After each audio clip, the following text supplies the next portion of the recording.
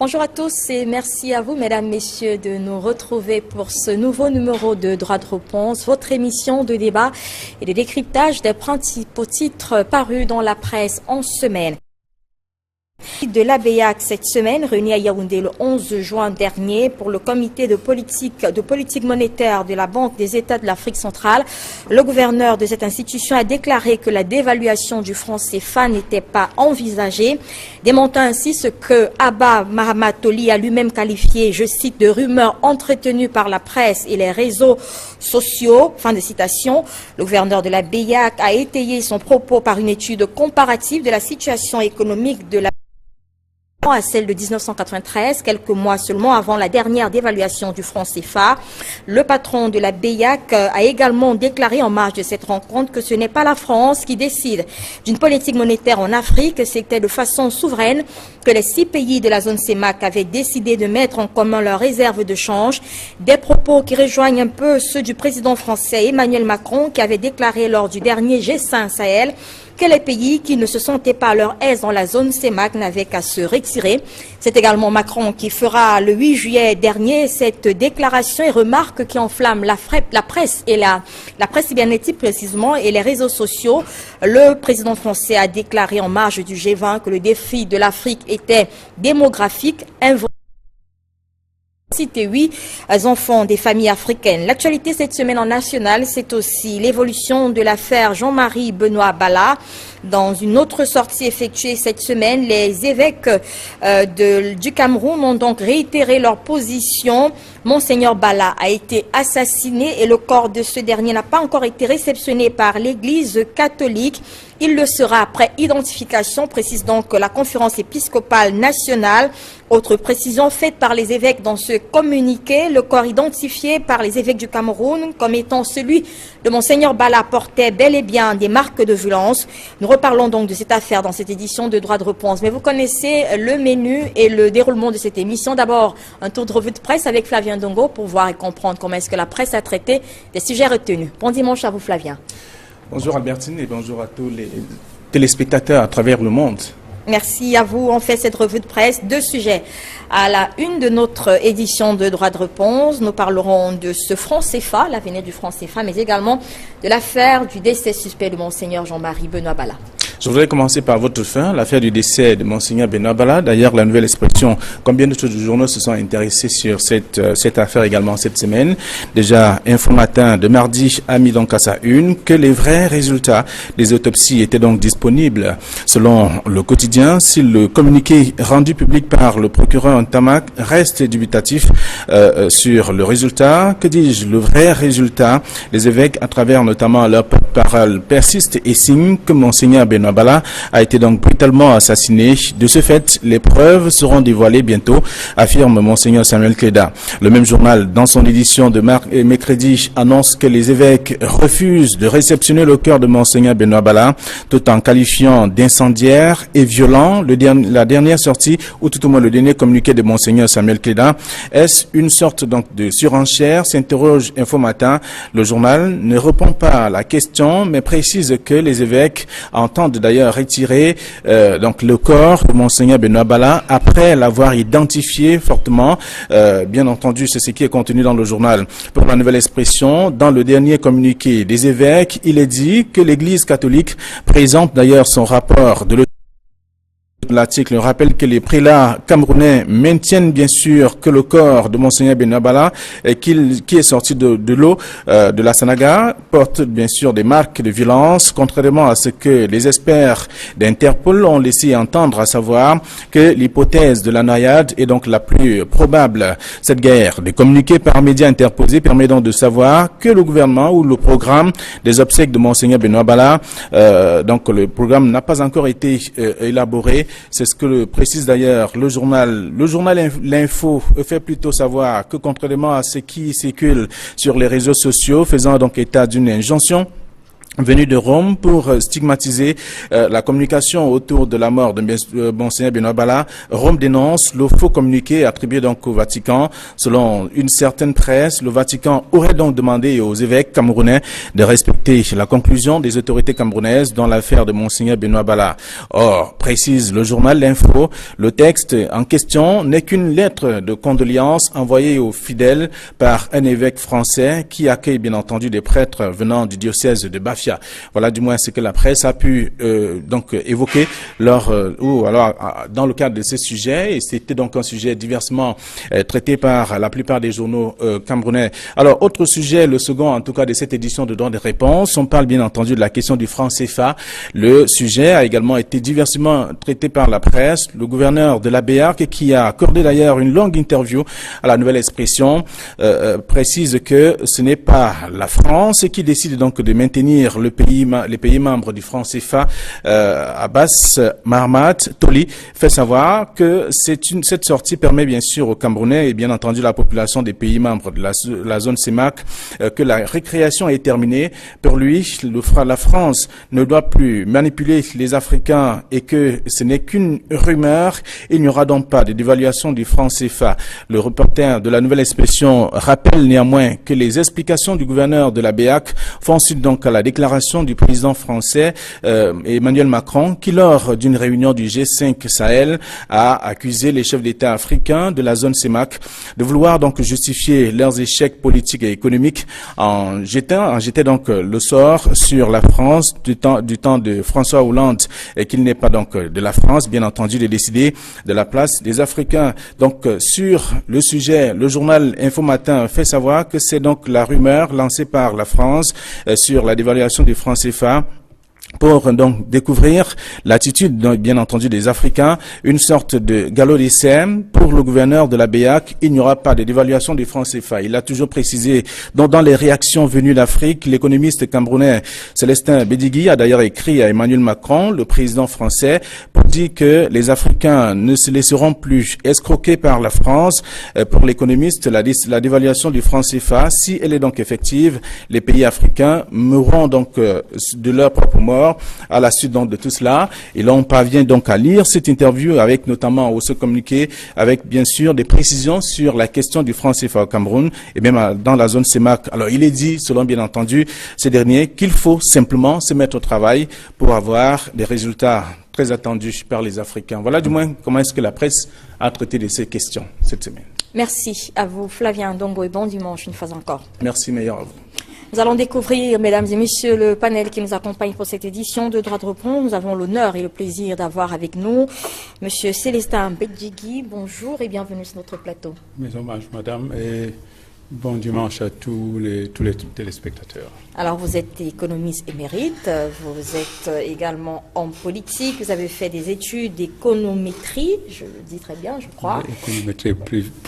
Économétrie, prévision et prospective. Voilà, économétrie, prévision et prospective. Vous êtes également un chef traditionnel. Absolument, c'est le plus important d'ailleurs. D'accord, merci d'avoir accepté notre invitation. Monsieur Martin Ombazing, bonjour et bienvenue sur notre plateau. Bonjour madame. Merci d'avoir accepté notre invitation. C'est moi qui vous remercie. Vous êtes vous aussi économiste, mais également banquier. Ça se rejoint un peu, tout cela. Tout cela, c'est pratiquement la même chose, madame. Alors, merci d'avoir accepté notre invitation. Avec nous également Edmond Kamga, bonjour et merci d'être avec nous ce dimanche. C'est avec plaisir que je participe à cette émission. Je salue la présence de Célestin Bédigui, que je n'ai pas rencontré à Belle-Lurette. J'ai le plaisir de le retrouver. 12 ans. 12 ans. Merci, également notre ami Ombazing, qu'on s'est souvent vu sur des plateaux. Et tout à l'heure, le confrère que tu vas présenter. Je salue tous les téléspectateurs fidèles de cette émission. Merci à vous, Edmond Kamga, journaliste et consultant pour Droit de réponse. Vous êtes également chef politique et politique internationale au quotidien La Nouvelle Expression. Et justement, un autre confrère, dont Jean-Marie Tchatouan, bonjour et merci d'avoir accepté notre invitation. Bonjour Albertine, bonjour à tous les téléspectateurs d'Equinox Télévision. que j'ai le plaisir de retrouver dans le cadre de ce débat dominical. Alors vous êtes journaliste, je l'ai dit, mais vous êtes également directeur de publication du mensuel d'information Parole. Absolument. Nous commençons donc directement par les sujets qui nous intéressent ce dimanche et je propose que nous commencions par cette affaire du franc CFA puisque nous avons des éminents économistes sur ce plateau. Je le disais tout à l'heure, alors que le sujet sur l'avenir justement du franc CFA anime les débats, la classe politique, mais surtout la classe économique du pays, alors que des revendications populaires de sortie de la zone franc CFA fusent. La BEAC a opéré donc une sortie sur le sujet cette semaine à Yaoundé. Selon Abbas Mahamatoli, le gouverneur de la Banque des États de l'Afrique centrale, la dévaluation du franc CFA n'est pas envisagée. Il démontre donc cette rumeur, je cite, entretenue par les réseaux sociaux et par une certaine presse. Edmond Kamia, je vais commencer par vous. Pour les journaux qui en ont parlé cette semaine, qui ont parlé donc de ce sujet, pas de commentaires véritables. Là, on a juste revenu sur les déclarations du gouverneur de la BEAC. On a quand même retenu, selon plusieurs journaux, je cite, qu'enfin, la BEAC s'est prononcée sur le sujet. Est-ce que c'est le sentiment que vous avez eu qu'elle venait démentir une certaine rumeur? Effectivement, la sortie de la BEAC était très attendue, parce que le débat n'est pas nouveau, il est vieux, mais depuis un certain nombre de semaines, on en parle dans les réseaux sociaux, dans la presse écrite, à la radio, comme à la télévision, sur le plan national comme sur le plan international. En tout cas, dans les pays dont les États sont membres, n'est-ce pas, de la zone CFA, on en parle. Au Cameroun, dans la CEMAC, dans les pays de la CEDEAO, ainsi que dans la diaspora de ces pays-là. Le débat est chaud quand vous parcourez, n'est-ce pas, Facebook, Twitter et autres. Ce qui est important, c'est que c'est la sortie officielle d'une personne autorisée, d'une voix autorisée, n'est-ce pas, Mahamatoli. Il est dans son rôle de dire quelle est la position officielle, n'est-ce pas, de l'institution bancaire, de l'institution, n'est-ce pas, qui a cette possibilité, qui a, n'est-ce pas, ce rôle de gérer au niveau de la sous-région, n'est-ce pas, cette devise-là. Mais ce qu'il faut dire, au-delà du démenti, parce qu'il s'agit d'un démenti officiel de la dévaluation annoncée et attendue par beaucoup. Ce qui est important de dire au-delà de ce démenti, c'est qu'il ne faut pas oublier, parce que la mémoire est parfois courte.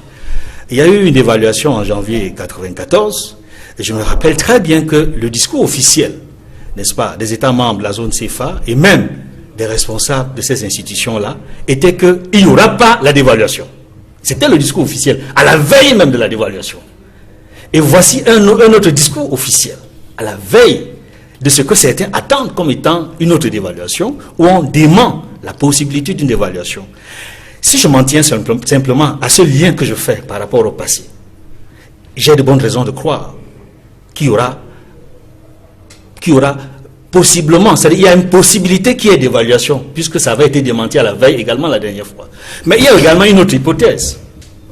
Est-ce que cette fois-ci, ce démenti est une façon de répondre, n'est-ce pas, à tous les débats que l'on voit dans la presse, que l'on voit dans les réseaux sociaux, et même vis-à-vis de la sortie d'Emmanuel Macron, il ne faut pas l'oublier, il a un peu réagi, à s'adresser un peu à ses homologues africains, pour démontrer qu'en réalité, ce débat-là persiste en Afrique, parce qu'il y a un problème de gouvernance au niveau de nos États. Est-ce que c'est le cas? Donc, il y a de la matière, mais je dois dire, pour ma part, avec l'expérience que j'ai de ces questions-là, que je ne suis pas convaincu qu'il n'y aura pas d'évaluation. Alors, Jean-Marie Tchatouan, je le disais tout à l'heure, les propos du gouverneur de la BEAC, je reviens sur ces propos-là, ce sont des rumeurs entretenues par les réseaux sociaux et la presse, et ils continuent sans fondement. Alors, est-ce que vous êtes d'accord avec, vous partagez cet avis? Est-ce qu'on peut parler de rumeurs sans fondement aujourd'hui, lorsqu'on parle de cette histoire d'évaluation du franc CFA qui a été justement entretenue par la presse? Je vais vous dire que, personnellement, j'ai le sentiment que cette question, qui est apparemment une question économique, est davantage une question politique. Et certainement, le gouverneur de la BEAC a bien voulu donner une réponse sur les spéculations par rapport à la dévaluation du franc CFA. Mais lorsque vous regardez bien la trajectoire telle que Edmond l'a démontré tout à l'heure, on a le sentiment que le gouverneur n'est pas sincère dans la démarche qui vise simplement à démentir quoi que ce soit. Mais au-delà de cette sortie pour démentir, il me semble qu'il est important de poser sur la table la question de la sortie des États du franc CFA. Et je crois que le gouverneur de la BEAC a bien voulu peut-être anticiper sur cette question pour dire non, il n'y a pas d'évaluation. Peut-être une façon de prévenir les potentiels partisans de la sortie du franc CFA. Et vous l'avez si bien dit, vous avez si bien suivi Edmond, qui a parlé de la réaction d'Emmanuel Macron. Donc, ce qui est sûr, c'est que la menace est grande, la menace est profonde, et les États africains, les États de la zone CFA doivent prendre leurs responsabilités en main. Non pas seulement pour se contenter de ce démenti du gouverneur de la BEAC, mais pour poser sur la table la question de la sortie du franc CFA. On arrivera à la question de la sortie du franc CFA, mais avec vous, Célestin Benzigui, vous avez, je le disais, on l'a suivi pendant la revue de presse, opéré une sortie dans les colonnes de la Nouvelle Expression cette semaine, numéro de vendredi, plus précisément, une réflexion au sujet donc, des récentes déclarations du président Macron qui s'est justement exprimé avant le gouverneur de la BEAC sur cette question du franc CFA. Nous en reparlerons, mais peut-être que cette sortie a été effectuée peut-être avant cette sortie du président du gouverneur de la BEAC, mais est-ce que vous pensez aujourd'hui que ce démenti, est-ce que vous êtes convaincu par ce démenti du gouverneur de la BEAC aujourd'hui? Je dirais qu'il était temps. Il était temps qu'un tel démenti soit annoncé. Parce que jusque-là, le débat est né de certaines opinions publiées sur les réseaux sociaux. Parce que si on est un économiste et qu'on interroge les chiffres, on se rend compte qu'il n'y a pas de raison aujourd'hui objective pour que nous dévaluions, que la monnaie que nous utilisons soit dévaluée. Nous n'avons aucune raison. Ceux qui veulent arguer de la reconstitution de notre compétitivité extérieure, je ne crois pas que ce soit le cas. Il n'y a pas de raison aujourd'hui. Ce que nous vendons à l'extérieur ne nous reste pas dans les bras pour prix élevé, au contraire. Quand on regarde également les bases ou les fondements économiques des États de la sous-région, notamment du Cameroun, où la balance commerciale ou de paiement reste contrôlée, de mon point de vue, il n'y a pas de raison qu'il y ait une dévaluation. Et s'il y avait une dévaluation, elle ne pourra qu'être imposée de l'extérieur. Donc, mais vous êtes d'accord avec le gouverneur de la BEAC? Ah, je pense. Mais il est vrai que ce qu'a dit Edmond Kamga est à prendre en compte, parce que en vérité, les dévaluations ne s'allongent jamais. Au contraire, jusqu'à la veille, on vous dit qu'il n'y a pas d'évaluation. Mais moi, je justifie cette position par une analyse objective des critères économiques qui est en face. Cela ne signifie pas forcément que, pour des raisons politiques ou des rapports de force politique, une telle évaluation nous soit imposée. Et si le Cameroun, et je le dis d'entrée du jeu, se trouve confronté à une telle situation, alors ça devrait être pour nous le coup de gong pour que nous sortions du franc CFA. Martin Mbazing, vous aussi, c'est-à-dire que si je comprends bien Célestin Benzigui, c'était plus une rumeur cette question d'évaluation. On n'est pas là dans la dévaluation qui tire donc ses fondements des raisons économiques. C'est d'ailleurs ce qu'a dit le gouverneur de la BEAC, qui a donné certains paramètres économiques pour justifier cette position. Pour lui, il n'y a pas raison d'envisager la dévaluation aujourd'hui. Elle vient donc d'où cette rumeur-là? Non, enfin, voyez-vous, en réalité, il faut comprendre que la dévaluation, c'est l'un des instruments de réajustement d'une économie qui est malade, pour dire simple. C'est-à-dire que quand une économie ne marche pas bien, quand les objectifs ne sont pas atteints, la dévaluation est un moyen qui permet de redresser. Donc quand on parle de dévaluation, ça veut dire que quelque chose ne va pas. C'est comme une entreprise qui est en restructuration, c'est quasiment la même chose. Bon, au jour d'aujourd'hui, je pense que nous sommes en train de constater que nous fuyons d'une certaine manière, enfin, les Africains, les Camerounais fuient le vrai débat. Le débat n'aime pas, ne dévalue pas. La dévaluation, si on dévalue aujourd'hui, c'est pas ça qui va permettre que notre économie reparte des plus belles. Non. C'est que l'on se rend compte parfois qu'on a déjà tout essayé et on dévalue. Pourquoi me parler de dévaluation aujourd'hui? Vous avez commencé, vous avez fait quelque chose qui a échoué, vous reprenez la même chose, madame? Je ne sais pas. Dites-moi, chez nous on dit au village, lorsque vous claquez dans un certain rythme et que ça ne marche pas, on échange. On ne peut pas échanger ce qui n'a pas marché parce que c'est quelque chose qui ne marche pas. Donc pour moi, la simple logique voudrait que l'on ne parle même pas d'évaluation. Vous comprenez? Donc le débat aujourd'hui, c'est de dire simplement que nous voulons être libres dans les choix que nous faisons. Et pour être libre, il faut avoir la capacité d'avoir entre ses mains l'instrument qu'on appelle la monnaie. C'est-à-dire que chaque pays, chaque État, aussi petit qu'il soit, aussi pauvre qu'il soit, doit avoir la possibilité d'agir de façon libre sur l'argent qui circule dans une économie.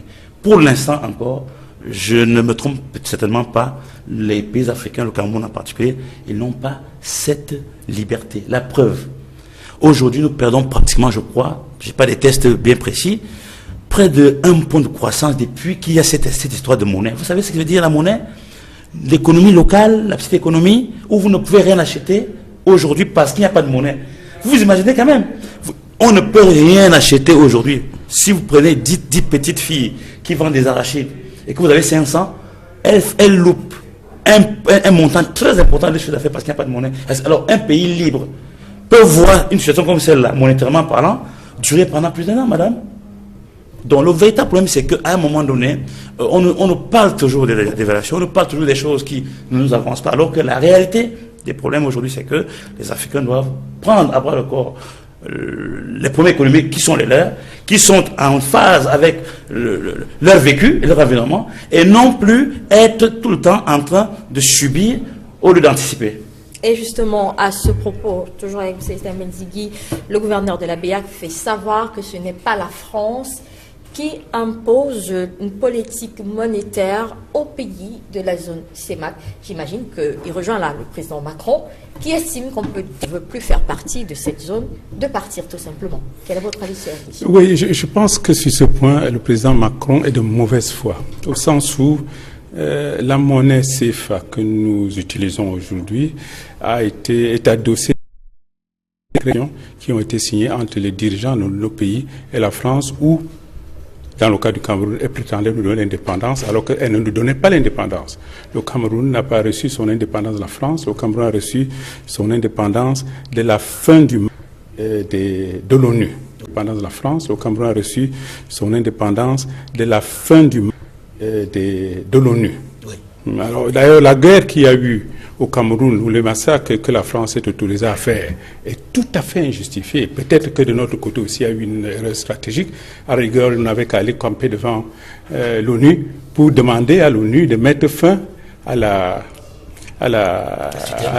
tutelle. Alors, donc, sur ce point, je pense que le président Macron est de mauvaise foi et il devrait plutôt, pour être plus clair, dire que les accords de coopération, il y a un volet des accords de coopération, doivent être qui doivent prendre leurs responsabilités et qu'on revienne d'abord aux intérêts de notre propre pays. Aujourd'hui, je ne vois pas pourquoi le sort du Cameroun doit être lié au sort des pays environnants. Mais bon Dieu, le Cameroun a une structure économique qui lui permet de prendre des décisions, notamment celle de s'affranchir de cette histoire qu'on appelle le franc CFA et le compte d'opération. Quitte aux autres pays ensuite de le rejoindre dans la nouvelle monnaie qui sera mise en place. Parce que chaque fois que l'on évoque un accord préalable des pays africains, c'est sûr qu'on sait que cela n'aboutira jamais. Alors que le Cameroun prenne ses responsabilités, le Cameroun a les capacités aujourd'hui de soutenir une monnaie, d'autant plus que c'est un outil très important. C'est comme Bazing disait tout à l'heure. J'étais aux États-Unis en 2008. Oui. Lorsque une après-midi, nous avons appris que l'Amérique était au bord de la faillite. Carrément, lorsque Burns et Stern, ils ont default, c'est-à-dire ils n'ont pas pu faire face à une créance qui a été présentée. Et dès le lendemain, ça devait être un enchaînement tel que toute l'économie américaine devait s'effondrer. La décision qui a été prise par Timothy Geithner et Obama, ça a été de donner à la Fed, de redonner de l'argent, qu'il le veuille ou non, à toutes les entreprises américaines qui étaient en danger. C'est-à-dire qu'on a assisté à une étatisation de l'économie américaine. Vous imaginez le temple du capitalisme. Et pourquoi cela a été possible? Parce que justement, ils ont la maîtrise de leur monnaie. nous avons en 2000, le premier ajustement structurel, c'était en 1988, je crois. Nous avons été confrontés à une situation comme celle-là. La solution qu'il fallait adopter était proche de celle qui a été adoptée par Geithner et Obama, c'est-à-dire refinancer nous-mêmes notre économie au lieu plutôt de prendre une mesure de désindustrialisation qui a été prise et qui fait qu'aujourd'hui, on se retrouve pratiquement avec le nez dans la rivière. Et c'est tout à fait dommage. Alors, Edmond Gambia, pour revenir à la sortie du gouverneur de la BEAC, est-ce que vous pensez que c'était le point qui voulait toucher, celui du retrait des pays de la zone franc, et qu'on a utilisé la dévaluation comme une sorte de pare-feu? Je pense qu'il a abordé toutes les questions qui préoccupent, n'est-ce pas, non seulement les États africains membres de la zone CFA, mais également les dirigeants africains d'une manière générale et les populations, les citoyens africains, de l'intérieur comme de l'extérieur de l'Afrique. Je le rappelle parce que la diaspora est fortement ancrée dans ce débat, non seulement sur la dévaluation, mais aussi sur l'éventualité de la sortie du franc CFA. Une dévaluation que l'on dit pas du tout envisageable, parlant des paramètres économiques. Le drame, c'est que cette dévaluation peut nous être imposée pour des raisons politiques et même pour des raisons que tout le monde peut imaginer en France aujourd'hui, avec le nombre de chômeurs qui ne cesse d'augmenter. Donc, en réalité, lorsque j'écoute, n'est-ce pas, Emmanuel Macron, il est dans son rôle, c'est-à-dire faire en sorte que le peuple français retrouve les moyens de se décoller sur le plan économique, retrouve les moyens de se prendre en charge. Et pour cela, il faut faire en sorte que les bases, n'est-ce pas, de cette force-là, sur le plan monétaire, qui est la zone, qui est le CFA, ne disparaissent pas.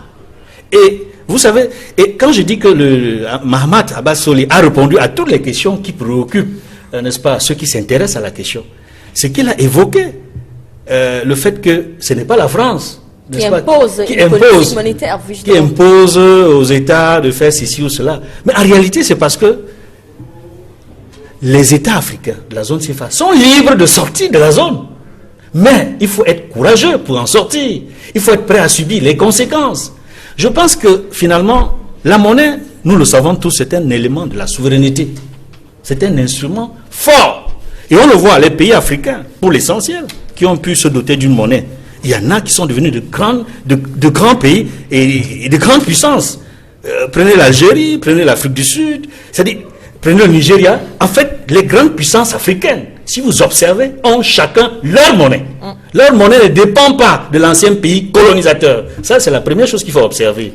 Et vous le savez tous, pour le professeur Tunjiang, Poemi, dans son ouvrage célèbre, Monnaie, liberté et servitude, a suffisamment démontré la place et l'importance de la monnaie dans une économie.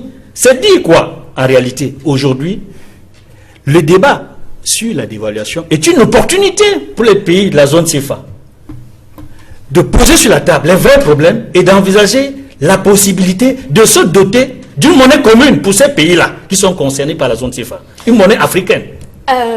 Jean-Marie Tchatchouan, c'est donc un problème de volonté politique. On doit juste décider. Je reviendrai tout à l'heure avec Matan Bazing pour comprendre si on peut juste claquer du doigt et quitter. Je ne suis pas sûr que ce soit simplement une question de volonté politique.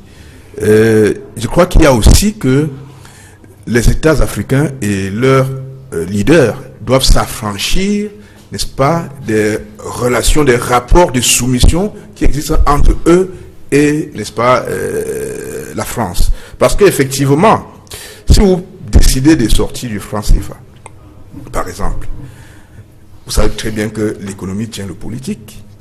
Et donc, il faut en assumer les conséquences au plan politique.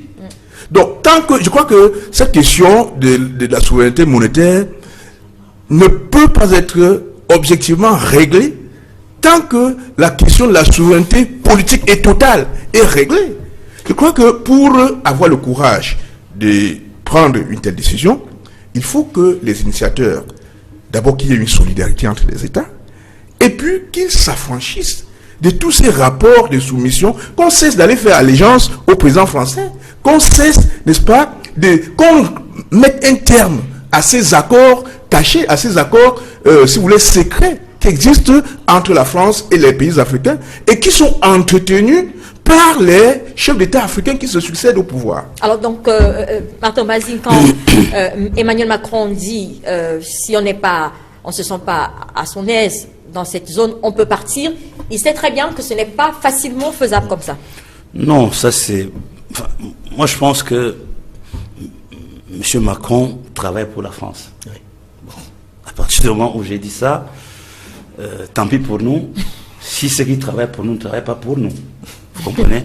Donc je vais vous dire ce que je pense. Moi je ne suis pas un homme politique, mais ce que je pense, c'est que il y a une sorte d'atmosphère, d'ambiance qui lie, c'est-à-dire qui lie nos chefs à la France, qui fait que quoi qu'on fasse, quel type de plan qu'on mette en place, moi, à mon avis, j'ai l'impression que tant qu'on n'a pas réglé les petits détails de la vie d'un État, que sont les valeurs sur lesquelles un État se base, comme dans une maison, on dit les enfants ne sortent pas après 18 heures.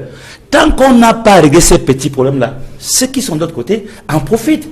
Ils vont traiter avec ces gens-là qui n'ont même pas dans leur subconscient ce que représente par exemple une monnaie. Une monnaie, ce n'est pas quelque chose d'artificiel. Une monnaie doit refléter la valeur et la puissance d'une économie. Donc, on ne dit pas ici, moi je le pense en tout cas, que le Cameroun serait un pays développé si jamais on sort. Non, moi je ne le dis pas. Mais nous savons quand même aujourd'hui que au plan intérieur, et d'ailleurs même si on sort de cette histoire aujourd'hui, je pense qu'on va souffrir peut-être pendant 3 trimestres, mais une fois que nous n'allons plus trop payer à l'extérieur, le rééquilibrage va se ressentir après. Donc, au jour d'aujourd'hui, M. Macron dit, moi je sais ce que je défends. Mais comme on ne peut pas se mettre dans une sorte de querelle entre Macron et le Cameroun, moi je lui dirais, sortez du conseil d'administration de la banque. Mais ça c'est un débat qui va encore nous faire perdre du temps, alors que nous avons des choses plus importantes pour que notre économie décolle. Donc au jour d'aujourd'hui, le politique tient, le politique empêche que notre économie... Comme disait M. Bidiki tout à l'heure, nous sommes d'accord que le Cameroun doit être libre d'aller négocier. Moi, j'avais déjà dit, mes priorités, si j'étais président, c'est d'essayer de voir comment je peux travailler avec le Niger et la RDC. Ouais. La RDC, on est déjà combien de millions d'habitants? Qu'est-ce que nous pouvons leur fournir? Parce que, et à économie plus ou moins égale, on peut arriver à fabriquer ici, à vendre là-bas. Donc, au lieu d'attendre les 500 millions d'habitants, 1,5 million du Gabon, les 1 million, ça ne représente rien. Et on nous dit aujourd'hui que non, 2037, objectif, 40 millions de Camerounais. Parce que si pour être fort, il faut que nous soyons 40 millions pour faire l'émergence. Vous comprenez? Donc, en réalité, on biaise les vrais sujets. Tout ça, c'est de la récréation. M. Macron, lui, s'amuse, mais il sait au fond ce qu'il pense. Oui. Vous comprenez? Alors, oui. Oui, je voulais ajouter quelque chose. Pour que les Camerounais comprennent la gravité de la situation que nous vivons.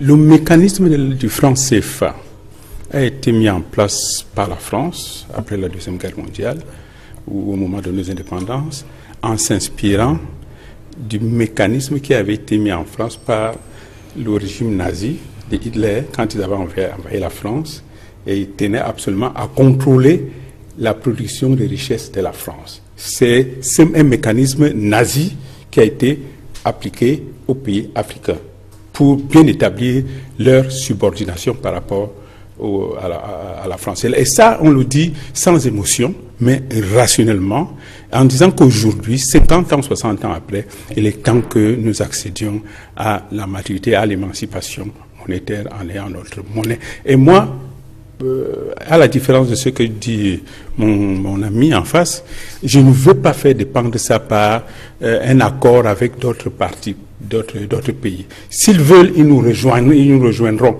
Le Cameroun, avec ses 20 millions d'habitants, à la possibilité d'avoir sa monnaie. Alors, je vais vous poser une question simple que se posent certainement beaucoup de Camerounais, pourrait paraître simpliste, mais je la pose quand même. Alors, on a entendu ça dans plusieurs débats à la télé. Regardez comment est-ce que c'est une citation, ils traitent le franc CFA qui ne leur appartient pas vraiment. Comment est-ce qu'ils feront lorsqu'ils auront leur monnaie? Alors, est-ce que lorsqu'on aura notre monnaie, est-ce que le problème du Cameroun, c'est pas d'abord la gouvernance? Est-ce que c'est notre monnaie qui va faire changer les choses? Comment est-ce qu'on traitera notre monnaie quand on l'aura? C'est une question qui se pose beaucoup.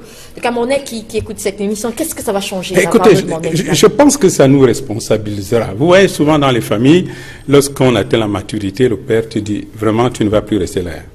va louer ta chambre et tu vas te débrouiller. Et croyez-moi, madame, ça, on n'a pas besoin de dire 2 phrases pour que la personne se prenne en charge. Sache que s'il touche ses 150 000 francs de salaire, il doit mettre de côté 40 000 francs pour le loyer, 60 000 francs pour la ration et l'électricité. Pensez vraiment que sur la notre monnaie, absolument, ça aura un impact, par exemple, sur les détournements, sur la mauvaise gouvernance. Oui, non, mais écoutez, il est évident qu'une mesure comme celle-là doit s'accompagner d'une révision du mode de gouvernance du pays, dont on a vu les résultats sur différents terrains. Aujourd'hui, nous ne disons pas que la monnaie va résoudre tous les problèmes du Cameroun, mais nous disons que la monnaie, le fait que nous ayons notre propre monnaie, devra être accompagné ou nous obligera à adopter un certain nombre de mesures, notamment sur la gouvernance, pour montrer que nous avons une maturité nous permettant de faire avancer ce pays. Parce que, madame, ce pays souffre. Quand je venais ici, là, quand vous voyez tous ces jeunes-là qui sont sur les motos, c'est horrible. Quand vous voyez toutes ces femmes assises au bord de la route, dont la vie dépend du petit étal qu'elle a devant elle. C'est des choses dramatiques et nous ne pouvons pas continuer, hommes politiques ou bien dirigeants de ces pays, à éviter les vrais problèmes. Et le vrai problème, c'est un problème économique parce que pendant longtemps, ces pays, la question centrale était la question politique, politicienne. Maintenant, c'est fini ça. La question centrale aujourd'hui doit devenir la question économique. Et c'est la responsabilité et des dirigeants de ces pays et des hommes politiques de l'embrasser, étant entendu donc qu'un problème comme celui de la monnaie doit être parmi les premiers problèmes qui doivent être résolus. Edmond Kamga, problème monnaie, problème peut-être de gouvernance aussi dans nos pays, dans nos États? Effectivement, il y a un volet important de la gouvernance sur cette question monétaire. Parce que si on n'est pas prêt à franchir le cap, c'est-à-dire à quitter par exemple la zone CFA et embrasser une nouvelle monnaie, assumer toutes les conséquences et toutes les mesures qui s'imposent avec ce nouveau pas auquel on sera parvenu, ce sera très difficile. Donc il faut se préparer d'abord sur le plan technique, et je pense qu'au Cameroun, ce ne sont pas les experts qui manquent à l'intérieur comme à l'extérieur du Cameroun dans le domaine monétaire. Les experts ne manquent pas. Je pense que le goulot d'étranglement est politique. Le problème est surtout politique. Est-ce que nos dirigeants, est-ce que les gouvernants sont prêts, n'est-ce pas, à franchir le cap, à franchir le Rubicon, à faire en sorte qu'on s'émancipe, qu'on s'affranchisse, n'est-ce pas, de cette tutelle, entre guillemets, je ne sais pas s'il faut mettre les guillemets ou laisser les guillemets, mais de cette tutelle qui existe encore de la France vis-à-vis de cette monnaie qui lui appartient. Parce que le franc CFA, ce n'est pas notre monnaie, ça appartient à la France. C'est pour cela que le compte d'opération est logé là-bas, il peut en faire ce qu'il veut, et nous ne sommes pas du tout libres. Donc il y a cette question de la gouvernance. Il faut qu'on soit prêt à franchir le cap. Et là, ça concerne principalement les responsables politiques. C'est au niveau politique qu'il y a problème. Sur le plan technique, les experts ne manquent pas. Mais avant d'y aller, il faudrait... Moi, je pense que il faut voir l'expérience des autres pays africains qui ont leur monnaie et qui ont réussi. Parce qu'il y en a qui ont pris une monnaie et ça n'a pas marché. Mais il faut... Les bons exemples, ce sont les bons exemples qu'il faut citer pour pouvoir avancer. Et je pense que le Cameroun peut voir les États africains où les dirigeants ont pu se doter d'une monnaie et puis les choses marchent convenablement. Et je pense que par-dessus tout, il est important pour le Cameroun de travailler avec le Nigeria. Et je suis heureux de ce que dans les commissions mixtes qui sont installées, il y a un renforcement, n'est-ce pas, du dynamisme au niveau de la diplomatie entre le Cameroun et le Nigeria pour renforcer les échanges économiques. Et il me semble même que bientôt, il y a, n'est-ce pas, une convention qui est en voie d'élaboration, on va le modifier, qui va faciliter, n'est-ce pas, la circulation de biens et de personnes entre le Cameroun et le Nigeria pour renforcer les échanges économiques et commerciaux. C'est de ça qu'il s'agit. Il faut un partenariat fort entre les pays voisins, mais également entre les pays africains, entre eux, davantage. Oui, Martin Bazing, justement, est-ce que nous sommes prêts à gérer, à avoir ce que j'appelle cette émancipation monétaire avec la gestion que l'on connaît actuellement dans nos pays? Est-ce que nous sommes prêts pour... Nous ne sommes pas prêts. Nous ne sommes pas prêts. Nous avons les compétences, mais nous ne sommes pas prêts. À partir du moment où des règles élémentaires, vous imaginez que dans une maison, je pense que les exemples simples, vous décidez qu'aucun enfant ne sort avant 6 h du matin. Mais tous les jours, les enfants sortent avant 6 h du matin. Les problèmes de gouvernance minent le problème. C'est-à-dire que quand l'étranger vient, quand il voit ça, si c'est un investisseur, s'il devait mettre 10 billes, il va en mettre 5. Parce qu'il a peur, il ne voit pas. Ce n'est pas normal. Hein? Il y a des gens qui sont PCA pendant 30 ans. C'est des choses comme ça. Quand moi je suis un privé, je veux entrer dans une entreprise pour mettre mon argent, mon capital. Je veux voir comment l'organisation de la société est établie. Vous voyez, je ne peux pas, si on commence à citer aujourd'hui les incohérences qu'il y a. Donc, pour moi, il faut, c'est à la base, avant de parler de, c'est que la sortie, ou bien la sortie du franc CFA, a pour préalable la refonte totale du système des valeurs. Moi, je ne veux pas parler de gouvernance, c'est un très gros mot. Mais les valeurs ordinaires, on ne peut pas dire qu'un directeur d'entreprise a 2 mandats, plus un 3e d'ailleurs, que je trouve, le 3e ne sert à rien, parce que quand vous êtes bon, vous avez fait 3 ans, si vous avez été bon, on vous envoie ailleurs pour renouveler. Mais quelles sont ces histoires-là où, 20 ans, donc tout ça n'est pas crédible au plan économique. C'est-à-dire que quand on vous demande de faire, par exemple, un business plan de votre entreprise, public ou parapublic, vous allez dans le descriptif, vous allez décrire que ils vont lire, ce monsieur a commencé, il est là depuis 40 ans. Ça n'a aucun sens. Donc il y a ce genre de tas qui font que on se pose la question, maintenant si on a notre monnaie, que se passera-t-il? Donc vraiment, il faut pas, c'est vrai, tout le débat aujourd'hui très émouvant, mais parlons des vraies choses. Nous sommes incapables de respecter les règles. Que nous sommes nous-mêmes fixés. Mais les opérateurs économiques, les débats de fond veulent voir du Cameroun un exemple au niveau de la moralité. L'économie, c'est pas forcément... La monnaie, c'est après. Nous, quand on fait des études, on vous dira que vous commencez, par exemple, sur un patrimoine, le fiscal, le juridique, et puis le financier vient après. Les taux d'intérêt, tout ça, c'est pas parfois important. Ce qui est important, c'est ce qui vient avant. Mais pour moi, le Cameroun n'est pas encore prêt pour ce qui vient avant, le fondamental d'une économie, d'une entreprise, comment on fonctionne aujourd'hui. Donc, c'est tout ça qui fait que lorsqu'on parviendra à résoudre ce problème-là, du coup, donc, comme la monnaie est une affaire de confiance, les gens vont adhérer à avoir confiance dans notre monnaie. Au jour d'aujourd'hui, je vous dis personnellement, j'ai peur que nous ne soyons pas prêts pour gérer nous-mêmes notre monnaie. Vous voulez réagir? Oui, non, nous pouvons être prêts. Nous pouvons être prêts. Comment, justement? C'est un drame. Ce que nous vivons depuis 50 ans devrait avoir pour nom la tragédie camerounaise. Je vous ramène en 1973, lorsque les accords de coopération entre la France actuelle devaient être révisés, parce qu'il y a une première mouture en 60 et la deuxième mouture est intervenue en 1973. J'étais étudiant du professeur Chunjan. Et à l'époque, contre toute attente, un débat a été organisé à l'université, on disait à l'époque, du Cameroun. Et sur le podium, il y avait le professeur Chunjan et M. Koula Edouard, qui était directeur du budget. Non, à l'époque, il était directeur du budget.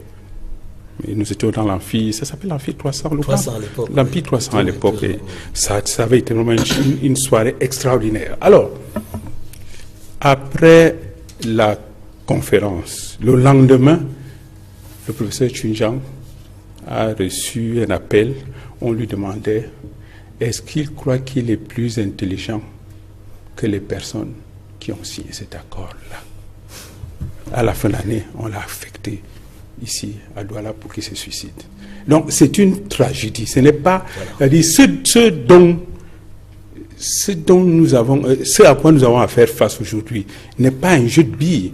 Il faut comprendre qu'un État comme la France, qui est un État de sous-développement, il va tendre à se développer, tient absolument à rester accroché par un certain nombre de mécanismes à ses anciennes colonies, d'où il tire des ressources lui permettant d'amoindrir le choc des déficits sociaux, de ces déficits sociaux. Quand vous voyez par exemple toute la protection dont peut bénéficier Bolloré, c'est bien parce que les bénéfices qu'il fait, il les renvoie chez lui. Le compte d'opération sert principalement à compenser ces déficits sociaux-là. Si aujourd'hui, nous retirons l'argent que nous avons, nos pays ont déposé dans le compte d'opération, le Trésor français va default, on va dire default, et la France va s'écrouler. Donc, ils ne vont pas nous faire des cadeaux, c'est à nous à prendre nos responsabilités. Donc, prêt ou pas, selon vous, il est temps de quitter cette zone française? Je me demande bien si nos dirigeants tels qu'ils sont connus, parce qu'il faut appeler le chat par son nom, hein. je me demande si des dirigeants qui s'éternisent au pouvoir peuvent avoir le courage de poser ce genre d'acte, alors qu'ils n'ont pas le pouvoir, le courage de laisser le pouvoir. Et vous comprenez finalement que c'est une situation qui est entretenue par la France. Donc, parfois, la France a fait semblant de promouvoir la démocratie, de promouvoir les droits de l'homme, mais en réalité, n'est-ce pas, le fait que ces personnes très âgées s'éternisent au pouvoir arrange les affaires de la France.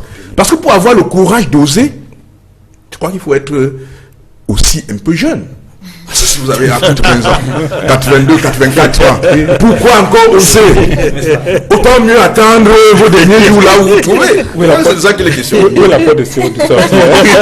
Alors, on va sortir par là. Qu'est-ce qu'on doit retenir, Martin Ombazing, aujourd'hui? La monnaie n'est pas le miracle africain, mais peut-être que ce serait un début de solution pour tous les problèmes que nous rencontrons économiquement aujourd'hui. Non, c'est un début de solution. Enfin, je vous ai dit tout à l'heure que c'est une évidence que le problème de la dévaluation, il y a derrière nous. C'est-à-dire qu'on n'a pas, que ce soit techniquement, que ce soit dans des études, bon, il n'y a pas de raison. Ce que je veux dire, c'est... M. Bidigui l'a assez dit tout à l'heure. Ce que je veux dire aujourd'hui, c'est quoi? C'est que nous devons... Il n'y a même pas d'alternative. Nous devons sortir de cette histoire. Sauf que vous venez de me dire qu'on n'est pas prêt. Non, c'est dans la gouvernance. Non, vous ne m'avez pas compris. C'est dans la gouvernance. C'est-à-dire qu'au jour d'aujourd'hui, j'ai dit ceci, il n'y a pas d'alternative. On ne peut pas refaire une autre déclaration. On ne devait pas être d'accord de faire une autre déclaration. Mais nous devons sortir. Et mais avant de sortir, il faut c'est très facile. Vous faites un an, vous dites état généraux de je ne sais pas trop quoi, social. On en a eu beaucoup, vous savez. On ramène. On voit ce qu'on n'a pas respecté, on respecte. D'abord, respectez les tests qui sont là, vous les respectez d'abord. Une fois que vous les respectez maintenant, la monnaie, c'est on décide de sortir aujourd'hui, on sort aujourd'hui. Vous comprenez? Donc, il faut sortir de cette histoire pour que, dans 3 ans encore, qu'on ne nous parle plus d'un possible ajustement ou alors d'un possible dévaluation. Célestin Bendigui, les préalables, ils sont costauds. S'il faut faire des états généraux pour revenir sur tout ce qu'on a comme blocage, il faudra du temps pour... Oui, il faudra du temps, mais il faut qu'au préalable, nous-mêmes, nous sachions à quoi nous avons à faire face. Nous avons à faire face à une volonté permanente de contrôle de nos pays par un certain nombre d'intérêts ou de pays. Quand vous voyez cet épisode que nous vivons, ramener le Cameroun au plan d'ajustement structurel pour une dotation annuelle de 100 milliards de francs, c'est que tout simplement, ces gens-là étaient gênés de ne plus tenir le Cameroun quelque part, il fallait l'y ramener. Parce que rien, aucun indicateur, aucune variable économique ne pouvait justifier que le Cameroun rentre en ajustement structurel. Nous avons un taux d'endettement qui avoisine les 30%, c'est pas si mal. Nous avons une croissance, qu'on le veut ou non, qui est entre le 4% et 5%. La France a une croissance de 0,5%. Nous avons une balance commerciale ou bien une balance de paiement qui est déficitaire de l'ordre de 0,3%. C'est-à-dire tout élément qui ne peut en aucune manière justifier que le Cameroun rentre en ajustement structurel. Mais maintenant, comme dans le pays, le pays s'est installé dans une espèce de culture de faire plaisir à. Vous avez vu, il y a quelques années, quelqu'un, je ne le citerai pas ici, sur le perron de l'Élysée, a proclamé qu'il était le meilleur élève d'eux. Et puis, la traduction dans les faits, je ne cite pas de nom, la traduction dans les faits, c'est quoi? Vous voyez tous les cadeaux que l'on fait à un certain monsieur Bolloré. Vous voyez?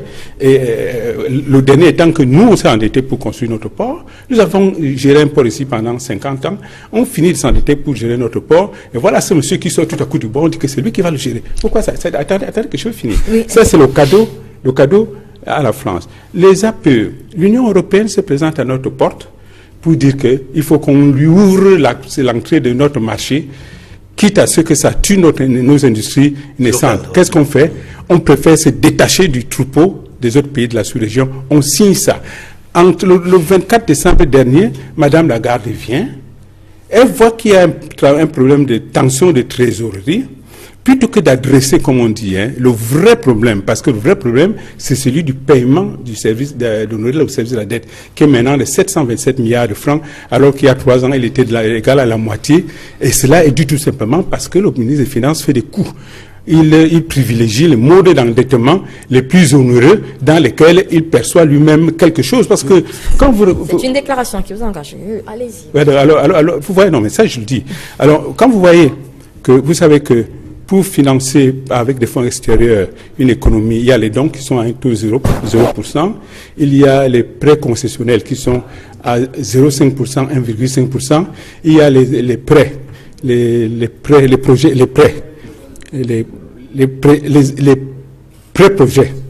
qui sont à 3% et les prêts non concessionnels, en principe, dans un pays qui a la structure du Cameroun, c'est 4%.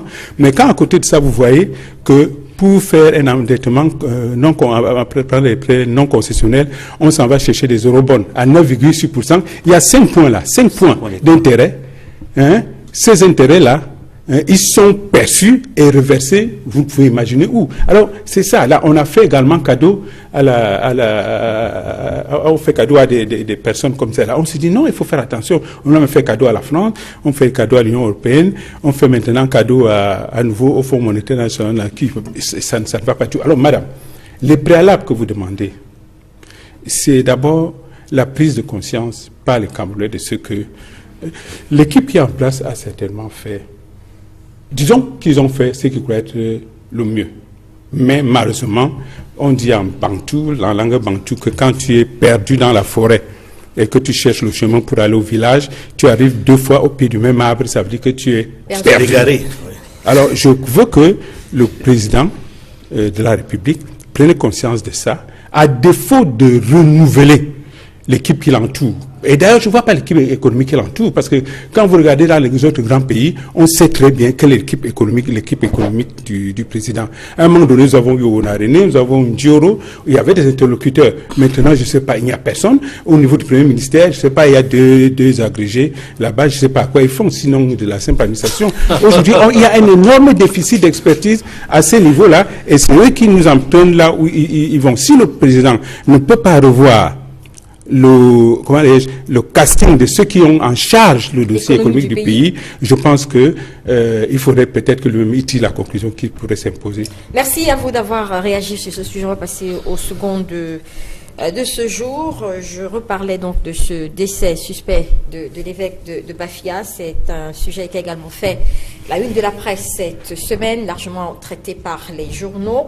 Et donc, dans un autre communiqué, les évêques ont effectué le 10 juillet une autre sortie qui apporte des éléments nouveaux sur l'évolution de cette affaire. On a par exemple appris que la conférence épiscopale avait décidé de ne pas réceptionner le corps de l'évêque de Bafia.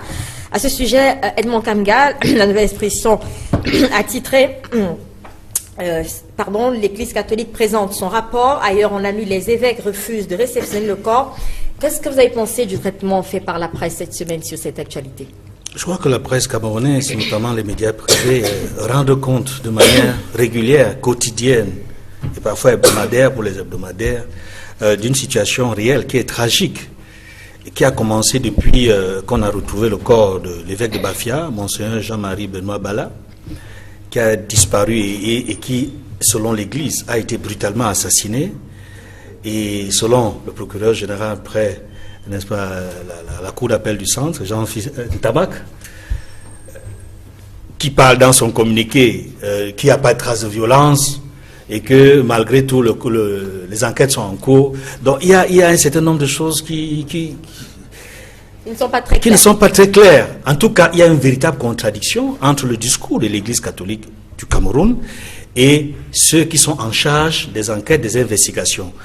Espérons que d'ici là, parce qu'on est dans une sorte de ping-pong, c'est-à-dire les autorités officielles ont un discours qui minimise, banalise, à la limite, envisage, comme ils l'ont si bien dit dans leur communiqué, la cause probable qui serait la noyade, mais l'Église revient, n'est-ce pas, dans sa déclaration et reconfirme ses propos. Il a été brutalement assassiné. Alors, permettez-moi de vous relancer, Edmond Kamga. Dans la presse également, on a eu l'impression que les analyses vont dans le sens d'une église catholique ou alors d'une conférence épiscopale qui se radicalise. C'est également le sentiment que vous avez? Je ne pense pas que l'église se radicalise. L'église est juste constante. L'épiscopat est constante sur sa position. Elle maintient tout simplement sa position. Et je ne vois pas de radicalisme. Quelqu'un prend une position sur la base, j'imagine, des faits. Et ils l'ont dit, le moment venu, ces faits-là, ces preuves-là, ils peuvent le montrer, n'est-ce pas, à qui de droit et même à l'opinion publique. Donc, l'Église, l'épiscopat a pris une position claire. Et ce qui est intéressant dans la nouvelle sortie ou le nouveau communiqué de l'épiscopat, c'est que cette fois-ci, elle est adossée à une autre assemblée. Avant, c'était la conférence épiscopale nationale du Cameroun seulement. Aujourd'hui, on a l'association des conférences épiscopales nationales d'Afrique centrale. C'est-à-dire, les 6 pays de la région, l'équivalent des pays de la CEMAC, se sont assis, les évêques se sont assis, ont validé, n'est-ce pas, ce communiqué. Et pour vous dire, pour l'impact diplomatique, c'est que ce communiqué qui est adossé à la conférence épiscopale nationale du Cameroun, vous savez que l'Église catholique, c'est un État, c'est le Vatican, qui suit de près l'évolution de la situation. Et je peux vous dire ici que, contrairement aux autres cas d'assassinat des prêtres, des évêques, des religieux et religieuses auxquels on a assisté dans ce pays, tous les croient, cette situation ne va pas s'achever comme les précédentes. Sur la question. Je suis un peu surpris de la manière dont la presse se laisse distraire par, n'est-ce pas, les pouvoirs publics en ce qui concerne cette affaire. Voyez-vous, jusqu'à présent, on s'en tient à une seule piste, c'est-à-dire que au résultat de l'autopsie, et le communiqué, le procureur général publie un communiqué, l'Église fait un contre-communiqué, alors qu'il y a d'autres pistes qu'on aurait pu explorer. Par exemple, jusqu'à présent, personne ne nous dit ce qui s'est passé cette nuit où l'évêque est parti de chez lui. Personne ne nous dit dans quelles circonstances le prêtre s'est retrouvé dans l'eau. Parce que quelque chose est évident, même si on doute des résultats de l'autopsie, tout le monde sait qu'il a été retrouvé dans l'eau. Alors, il me semble que l'Église catholique a commis une erreur stratégique. Pourquoi? Parce que, de mon point de vue, si l'Église avait porté plainte formellement, elle ne devait plus être aujourd'hui en train de se contenter simplement des faits qui sont contenus dans un communiqué publié par le procureur général. Si l'Église avait porté plainte, effectivement, l'Église pouvait avoir accès au dossier et, n'est-ce pas, demander que les résultats soient organisés autrement, les résultats de l'enquête.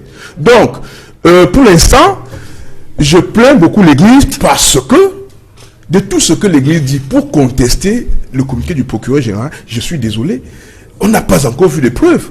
Il y a peut-être on s'en tient aux propos, aux déclarations, n'est-ce pas, de l'archevêque de Douala, mais on n'a aucune preuve matérielle.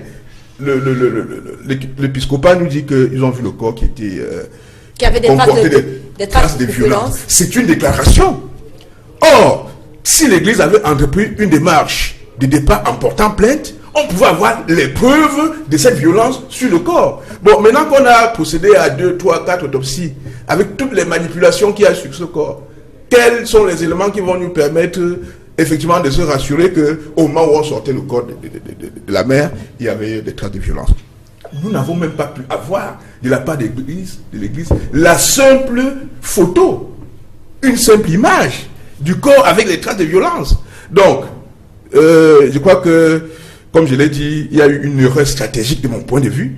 Et jusqu'à présent, l'Église n'a pas les moyens pour, n'est-ce pas, nous produire les preuves de ces propos. Dans ce cas, seulement quand on a entendu Samuel Nzigi, Monseigneur Samuel Cléda, dans certaines interviews, il a clairement indiqué que le moment n'était pas encore indiqué pour l'Église catholique de sortir des éléments de ce qu'elle déclarait. Ça veut dire que, quelque part, l'Église pense pouvoir apporter les preuves aujourd'hui de ce qu'elle déclare.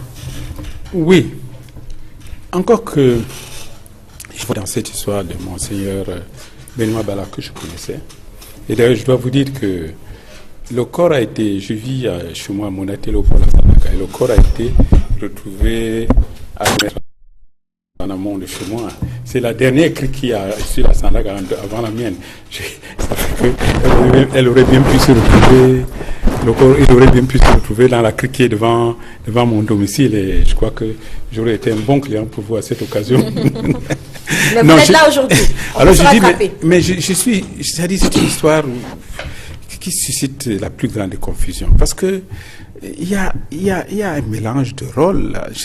Je n'arrive pas à comprendre. Nous sommes devant un cas de décès, et tous les officiers de police judiciaire, tous les procureurs et autres savent quelles sont les procédures qui sont suivies.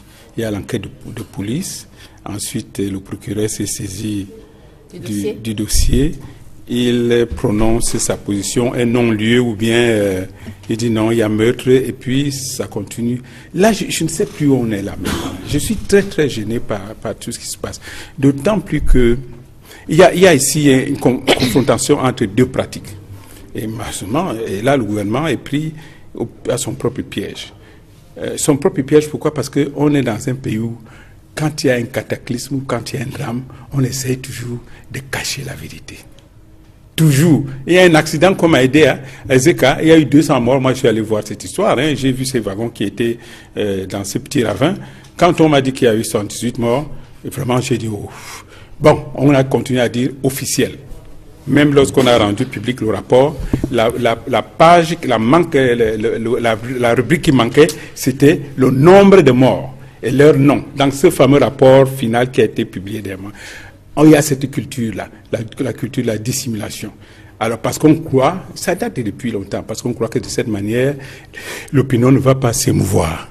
Bah, aujourd'hui, à ce jeu-là, le gouvernement est pris au piège. Ils ne veulent pas dire la vérité, ou ils se mêlent des choses dont ils ne devraient pas se mêler, alors que les techniciens de base, commissaires de police et autres, et gendarmerie, si on veut, et peut-être le procureur nous aurait éclairé, on nous aurait donné tous les éléments factuels, mais ce n'est pas le cas.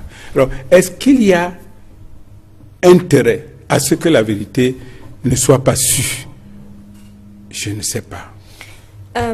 Martin Obazing, sur la réaction de l'Église catholique, ou alors des évêques plus précisément jusqu'ici, comment est-ce que vous l'apercevez?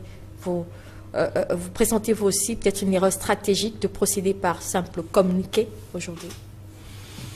Enfin, cette affaire est tellement complexe et compliquée pour moi que les tournures qu'elle prend surprennent déjà, parce qu'en réalité, vous savez, ça nous suit toujours. C'est notre façon de procéder, notre façon de gérer. Bon.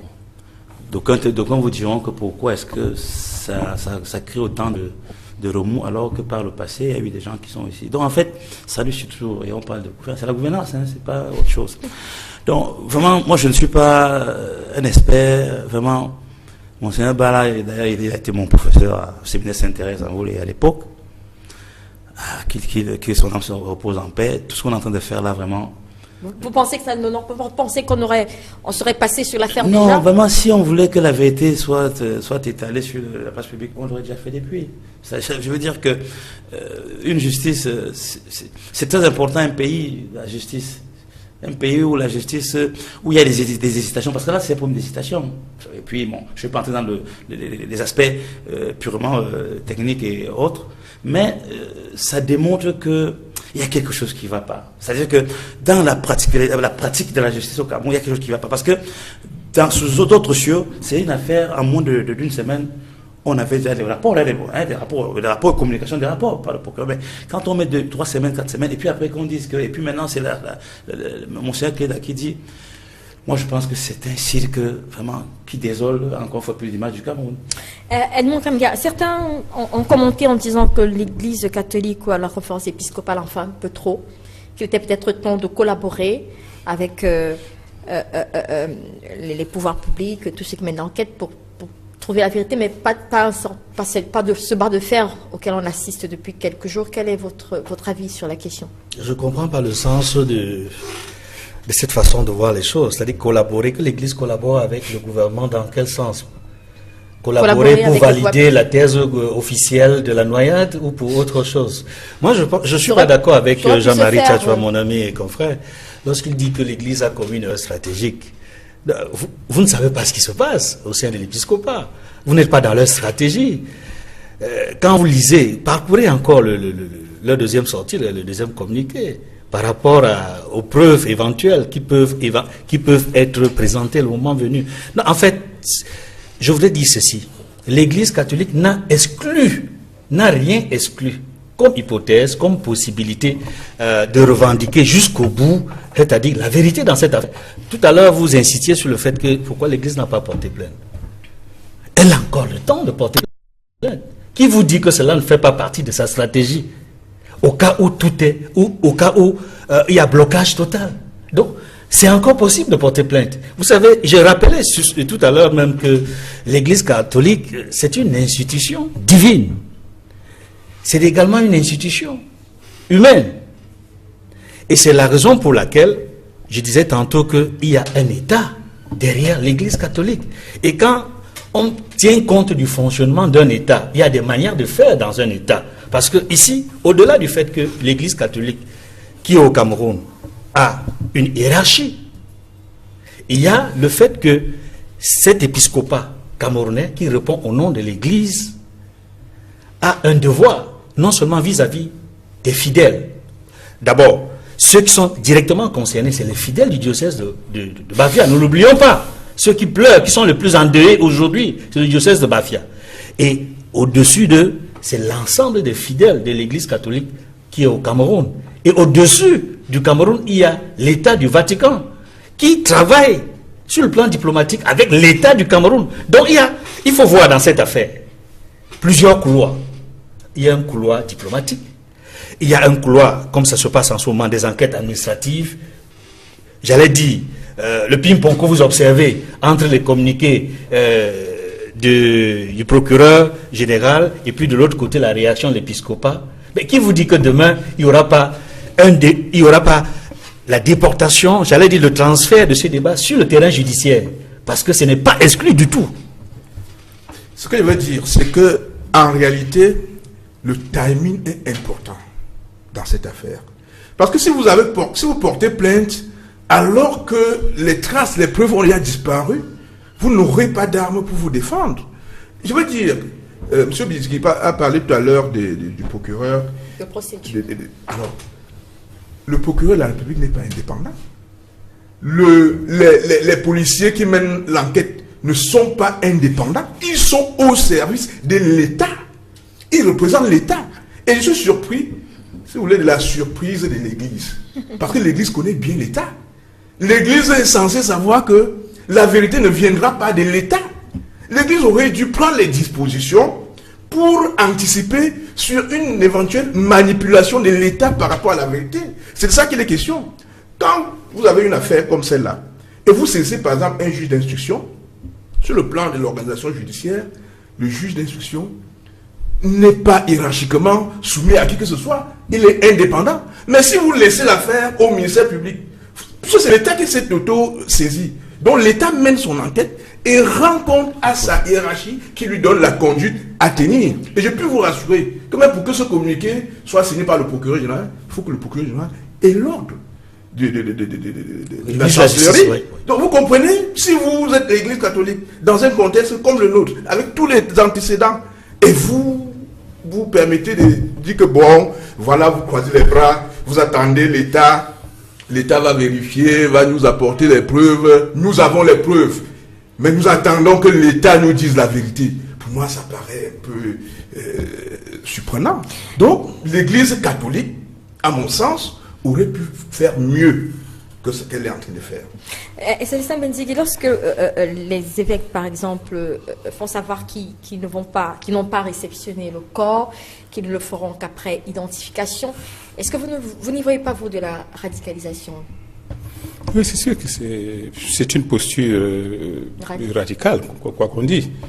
Mais s'ils en arrivent là, connaissant la prudence, qui est considérée comme l'une des vertus, qui est considérée par les catholiques comme l'une des vertus capitales. Il y a certainement une raison à cela. Ce n'est pas des personnes qui agissent sans avoir bien sous-pesé le pour et le contre. C'est une attitude. Lorsque j'ai pris connaissance de cela, j'ai dit, s'ils en arrivent là, il y a quelque chose.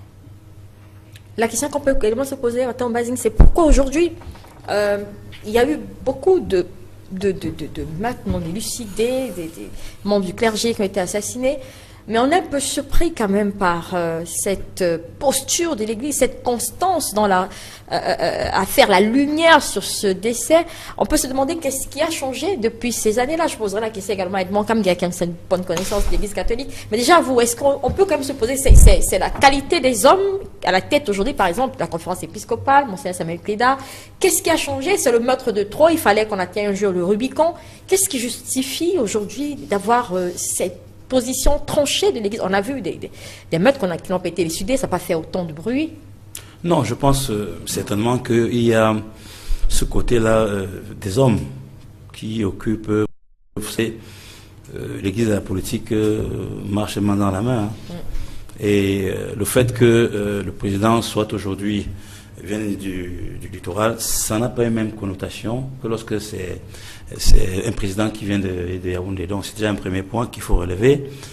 Le second point, c'est que, je le dis souvent, lorsqu'on fait des analyses en économie, une courbe ne peut pas descendre, ou alors monter, un jour elle descend. Elle descend. Vous comprenez? Donc tout ce qui se passe là, c'est pour moi la signification d'un ras-le-bol naturel. C'est-à-dire que je ne sais pas, mais Monseigneur Bala n'est pas plus Monseigneur que les autres. C'est d'abord un prêtre. Mais j'ai bien l'impression que c'est quelque chose qui est un peu de trop. Un ras-le-bol. Un ras-le-bol. Et en même temps, vous voyez les hommes qui sont au devant de la conférence aujourd'hui, c'est des hommes de caractère. Des hommes qui n'ont pas peur de dire, l'homme qui n'a pas peur de dire ce qu'il pense, et qui a du respect. C'est-à-dire qu'en fait, vous savez, pour que l'on vous donne le respect, il faudrait que vous soyez quelqu'un de respectable. Monseigneur Cléda, l'archevêque de Douala, est très respecté, même pour nous qui sortons de Yaoundé. Il est respecté de tous les catholiques. Je pense que sa posture aujourd'hui, la manière dont il fonctionne, il n'a jamais communiqué autant. Vous êtes d'accord avec moi? Donc c'est ça qui nous fait penser que, comme disait Chebizigila, c'est qu'il ne peut pas s'hasarder. Il ne peut pas, sinon. Et puis, contrairement à mon ami, je pense que l'Église, comme disait Mobutu, c'est fait pour faire la messe. C'est-à-dire que dans un système normal, c'est pas l'Église de venir faire des stratégies pour faire des enquêtes de quoi. Quand un état normal, quand il y a quelqu'un qui est mort, laisse-moi finir. Il y a quelqu'un qui est mort, et il y a des institutions qui sont là, des administrations qui sont là pour faire le job. Donc, l'Église ne va pas commencer à courir pour mettre une enquête. Vous comprenez? Que l'Église laisse dans les communiqués et aille faire sa messe. Non, c'est pour dire quoi? C'est pour dire que nous ne pouvons pas accepter cela. Et puis l'Église a décidé de ne pas accepter cela. Donc, il peut y avoir des couacs dans la stratégie, comme tu le dis, mais personne aujourd'hui ne pourra dire à l'Église que vous en faites trop. Ceux qui le disent, vraiment, ils n'aident pas le Cameroun, ils n'aident pas la société camerounaise. On ne doit pas continuer à tuer les gens, parce que nous sommes dans un plateau là maintenant. Imaginez-vous que parce que vous avez dit des choses qui ne sied pas, à tel ou tel, on sort du studio, on tire sur vous. Mais c'est pas normal. Il faut quand même que si ça se passe, qu'on arrive à faire ressortir la vérité. Ce n'est que ça. Dire maintenant que l'Église n'a pas eu une bonne stratégie, je pense que l'Église, c'est pas son rôle. Oui, je veux dire, je m'en tiens d'abord sur les textes. Vous savez, dans la première déclaration de l'épiscopat, ils ont dit clairement que c'est un mort de trop. C'est écrit, un mort de trop. Et ils ont cité tous les autres cas des prélats assassinés. Prêtres, évêques, monseigneurs Plumet, les sœurs de Ndjoum. Ils ont cité tous ceux-là qui ont été assassinés, tués dans des conditions non encore élucidées à ce jour. Ils ont estimé qu'avec monseigneur Mbala, c'est un mort de trop. Ça, c'est écrit dans leur déclaration.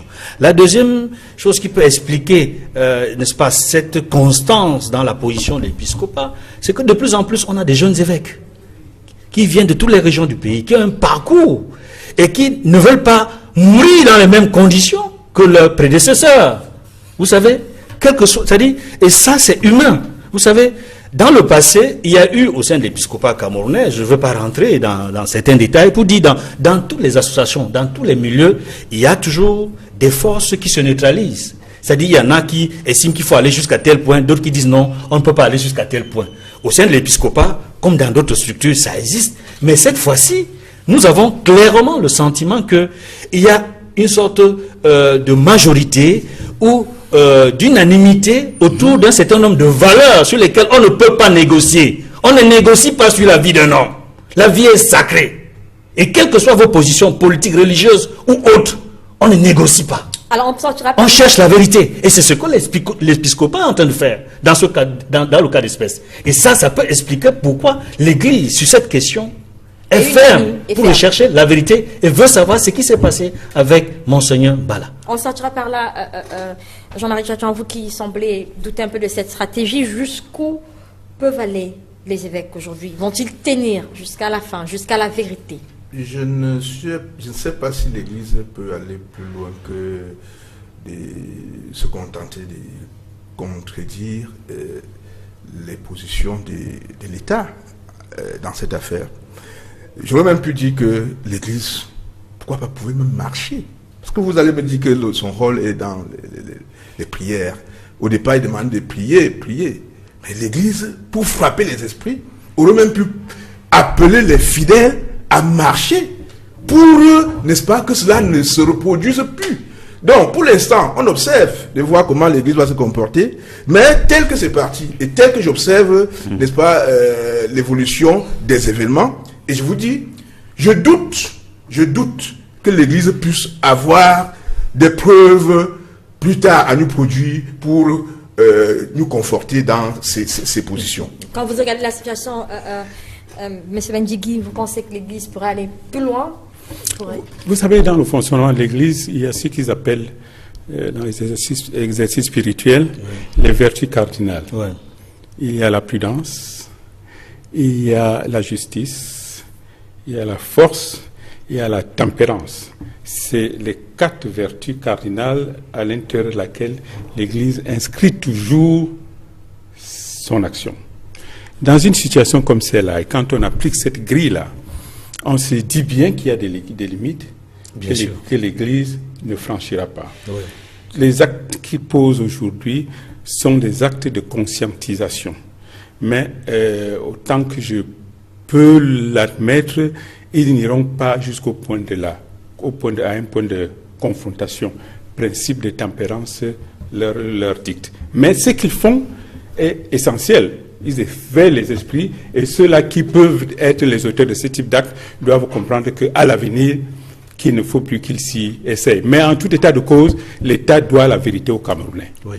L'État doit la vérité aux Camerounais. La justice camerounaise doit la vérité au peuple. Il n'y a personne d'autre vers lequel le peuple peut se tourner. Et c'est avec ces paroles assez intelligentes que nous allons donc refermer ce sujet-là. Un mot pour le dernier. Ce n'est pas un sujet en tant que tel. On aurait pu en parler juste après le sujet sur le franc CFA, puisque ça concerne le président français. Mais juste un mot. C'est une déclaration du président français qui a beaucoup fait couler donc dans la presse cybernétique, sur les réseaux sociaux. Le président français qui a donc fait une déclaration en marge du G20 à Hambourg. Il a parlé du défi démographique de l'Afrique aujourd'hui en évoquant les 7 ou 8 enfants par famille. Je vais commencer par vous, Matan Basile. Vous avez certainement entendu parler de cette polémique qui a, je le disais, qui continue de secouer la toile. Alors, qu'est-ce que vous en pensez, vous? Est-ce que le président Macron a dit une parole de trop? Est-ce qu'il a été, comment je vais dire ça, maladroit dans cette déclaration? Vous savez, le président Macron, bon, c'est vrai que c'est un jeune, mais si vous vous souvenez ce qu'il avait raconté pour le cas de l'Algérie, donc si vous voyez, en moins de 6 mois, il a déjà fait beaucoup de choses. Hein, il y a beaucoup de choses. Hein. Non, je pense que c'est toujours ces gens qui nous prennent pour ce que nous ne sommes pas. Non, un pays africain comme le Cameroun se doit d'avoir une croissance démographique. Moi, quand j'ai fait des économies, le premier facteur de la croissance économique, c'est les hommes.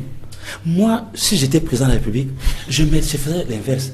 C'est-à-dire que je motiverais une politique de natalité pour que en 2035, nous soyons 40 millions. Quand nous sommes déjà 40 millions, 50 millions, même ces Français-là, ils pourront encore plus pour venir faire chez nous. Quelle est cette histoire? 40 millions pour quelle ressource? Mais nous sommes des travailleurs. La Chine, l'Inde, ils font comment? C'est grâce donc à cette dynamique de la démographie que nous allons créer davantage. Pas des richesses qui viendront, parce que le véritable problème est là. Lorsque vous avez une monnaie qui est faite, par exemple, et que vous ne pouvez pas acheter à l'étranger, vous faites comment?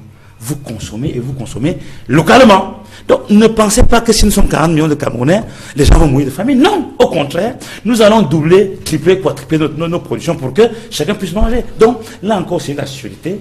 Le Cameroun se doit de rapprocher la RDC et d'être proche du Nigeria pour être un grand pays.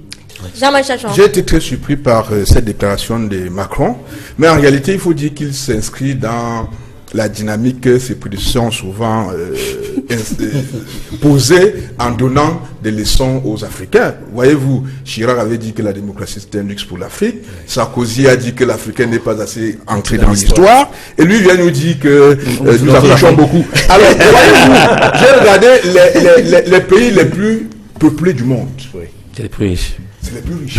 Oui. Et dans ces pays, il y a un seul pays africain, le Nigeria. Oui.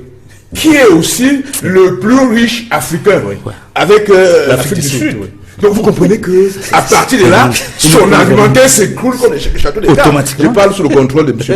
Monsieur Medjiki, qui va ressembler à la question? Oui, mais je pense qu'il s'agit d'une macronade de plus. Cela plus d'intérêt parce que il y a dans la science économique moderne actuelle, et moi j'inviterai M. Macron à aller la revisiter. Il y a une notion qu'on appelle le dividende démographique, qui est la ressource que génère une population, pour autant où on l'emploie.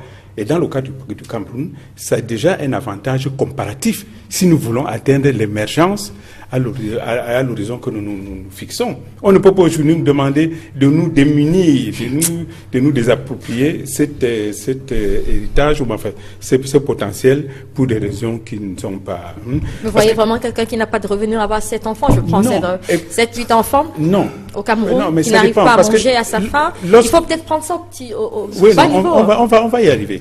Alors prenons le chemin lumineux là, à travers les chiffres. Les problèmes que nous avons aujourd'hui, c'est bien parce que nous avons des ressources propres de l'État qui sont de 3100 milliards de francs et des dépenses fixes qui sont de l'ordre de 2800 milliards. Ce qui fait qu'il n'y a qu'un volant de 300 milliards de francs qui peut être réservé à l'investissement, alors qu'on peut un budget d'investissement de 1 milliard 500, 1500 milliards. En revanche, lorsqu'on regarde de près ces chiffres, on se rend compte que le ratio de consommation de ressources d'État par les dépenses fixes est de 88%. Trop élevé. Mais si on le ramène au niveau, il doit être, c'est-à-dire 30%. Aujourd'hui, le budget du Cameroun ne devrait pas être de 4 000 milliards de francs, il devrait être d'à peu près 6 000 milliards de francs. Avec les 6 000 milliards de francs, le Cameroun a la possibilité d'avoir un PIB au lieu de 19 000 à l'heure actuelle de 42 000 milliards de francs. Et quand on voit 42 milliards de francs, et quand on voit la population que nous avons, ça fait un revenu d'à peu près 2 300 000 par habitant. Nous pouvons y arriver parce que nous avons cet avantage comparatif. Et c'est très simple. Au lieu de faire ce qu'ils font à Yaoundé, c'est-à-dire ne se refuser à toute politique économique, on s'engage dans une logique de valorisation des chaînes de valeur ajoutée mondiales. Et puis, pour attirer les investisseurs dessus, en ramenant le taux d'imposition à 20% pour tout ce qui est production au lieu de 30%. On en revient encore pour la gouvernance. Oui, bien sûr. Et là, on arrive rapidement à pouvoir équiper sur ce modèle-là et à pouvoir occuper à peu près 6 millions de personnes, au lieu aujourd'hui de n'en occuper que 1 800 000 à peu près. Alors, quand quelqu'un vient, c'est-à-dire sans la moindre analyse comme celle-là, vient nous dire que monsieur, vous avez que l'enfant, ça ne va pas du tout. Donc le problème de l'Afrique, c'est pas la démographie, c'est le problème de gouvernance. C'est un problème de gouvernance et de bonne utilisation de nos ressources. Je pense que Emmanuel Macron est plus à plaindre. Il est plus à plaindre. Parce que voilà, monsieur, avec tout le respect que je lui dois, c'est quand même un chef d'État. qui n'a pas eu la chance d'être ce père qui voit venir un enfant au monde, qui l'éduque, qui l'élève, qui l'envoie à l'école. C'est une vocation d'être père, d'avoir des enfants, de les envoyer à l'école, de sentir les difficultés d'un enfant. Donc, il n'a pas eu cette chance, il est à plaindre. Ça, c'est la première chose. Quand tu dis dans des pays qui ont 7 à 8 enfants par femme, on ne peut pas investir des milliards d'euros et les stabiliser. Je vais encore utiliser une expression qui vient de lui dans son débat avec Marine Le Pen. C'est une grosse bêtise. C'est une grosse bêtise ce qu'il vient de dire là. Ça, c'est son expression. Il a dit à Marine Le Pen. Moi, je lui renvoie ça. C'est une grosse bêtise. Parce que ce n'est fondé sur rien du tout. Aujourd'hui, l'Afrique, pourquoi est-ce que toutes les puissances au monde veulent investir en Afrique? Après les sommets, Europe-Afrique, France-Afrique, Europe-Afrique, Japon-Afrique, Chine-Afrique, États-Unis-Afrique. C'est pas Inde-Afrique. C'est parce que l'avenir du monde, c'est l'Afrique. L'Afrique est restée et est encore le berceau de l'humanité. C'est le berceau de la croissance, de l'avenir sur le plan économique. Et d'abord, le milliard d'habitants en Afrique, la puissance démographique africaine, c'est un atout. Et c'est une valeur chère. En Afrique comme en Asie et partout ailleurs. Regardez la Chine, regardez l'Inde, regardez ces grandes puissances. Je ne veux pas répéter ce que mes prédécesseurs l'ont dit, mais tous ces grands pays-là ont une forte natalité. Très bien. Donc, j'invite Emmanuel Macron à revisiter, n'est-ce pas, ses études, tout ce qu'il a étudié. Peut-être que cet aspect-là lui a manqué dans ses études. Alors, très bien, on a très bien compris que sur le plateau, on est d'accord, les panélistes, pour avoir 7, 8, 10 enfants. Merci à vous d'être venus pour cette édition de Droit de Réponse. Merci à vous, Martin Bazing, Jean-Marie Tchachon, et à vous, Célestin Benzigui, à Edmond Kamgia et à toute l'équipe technique qui nous a accompagnés ce dimanche. Bon dimanche à tous.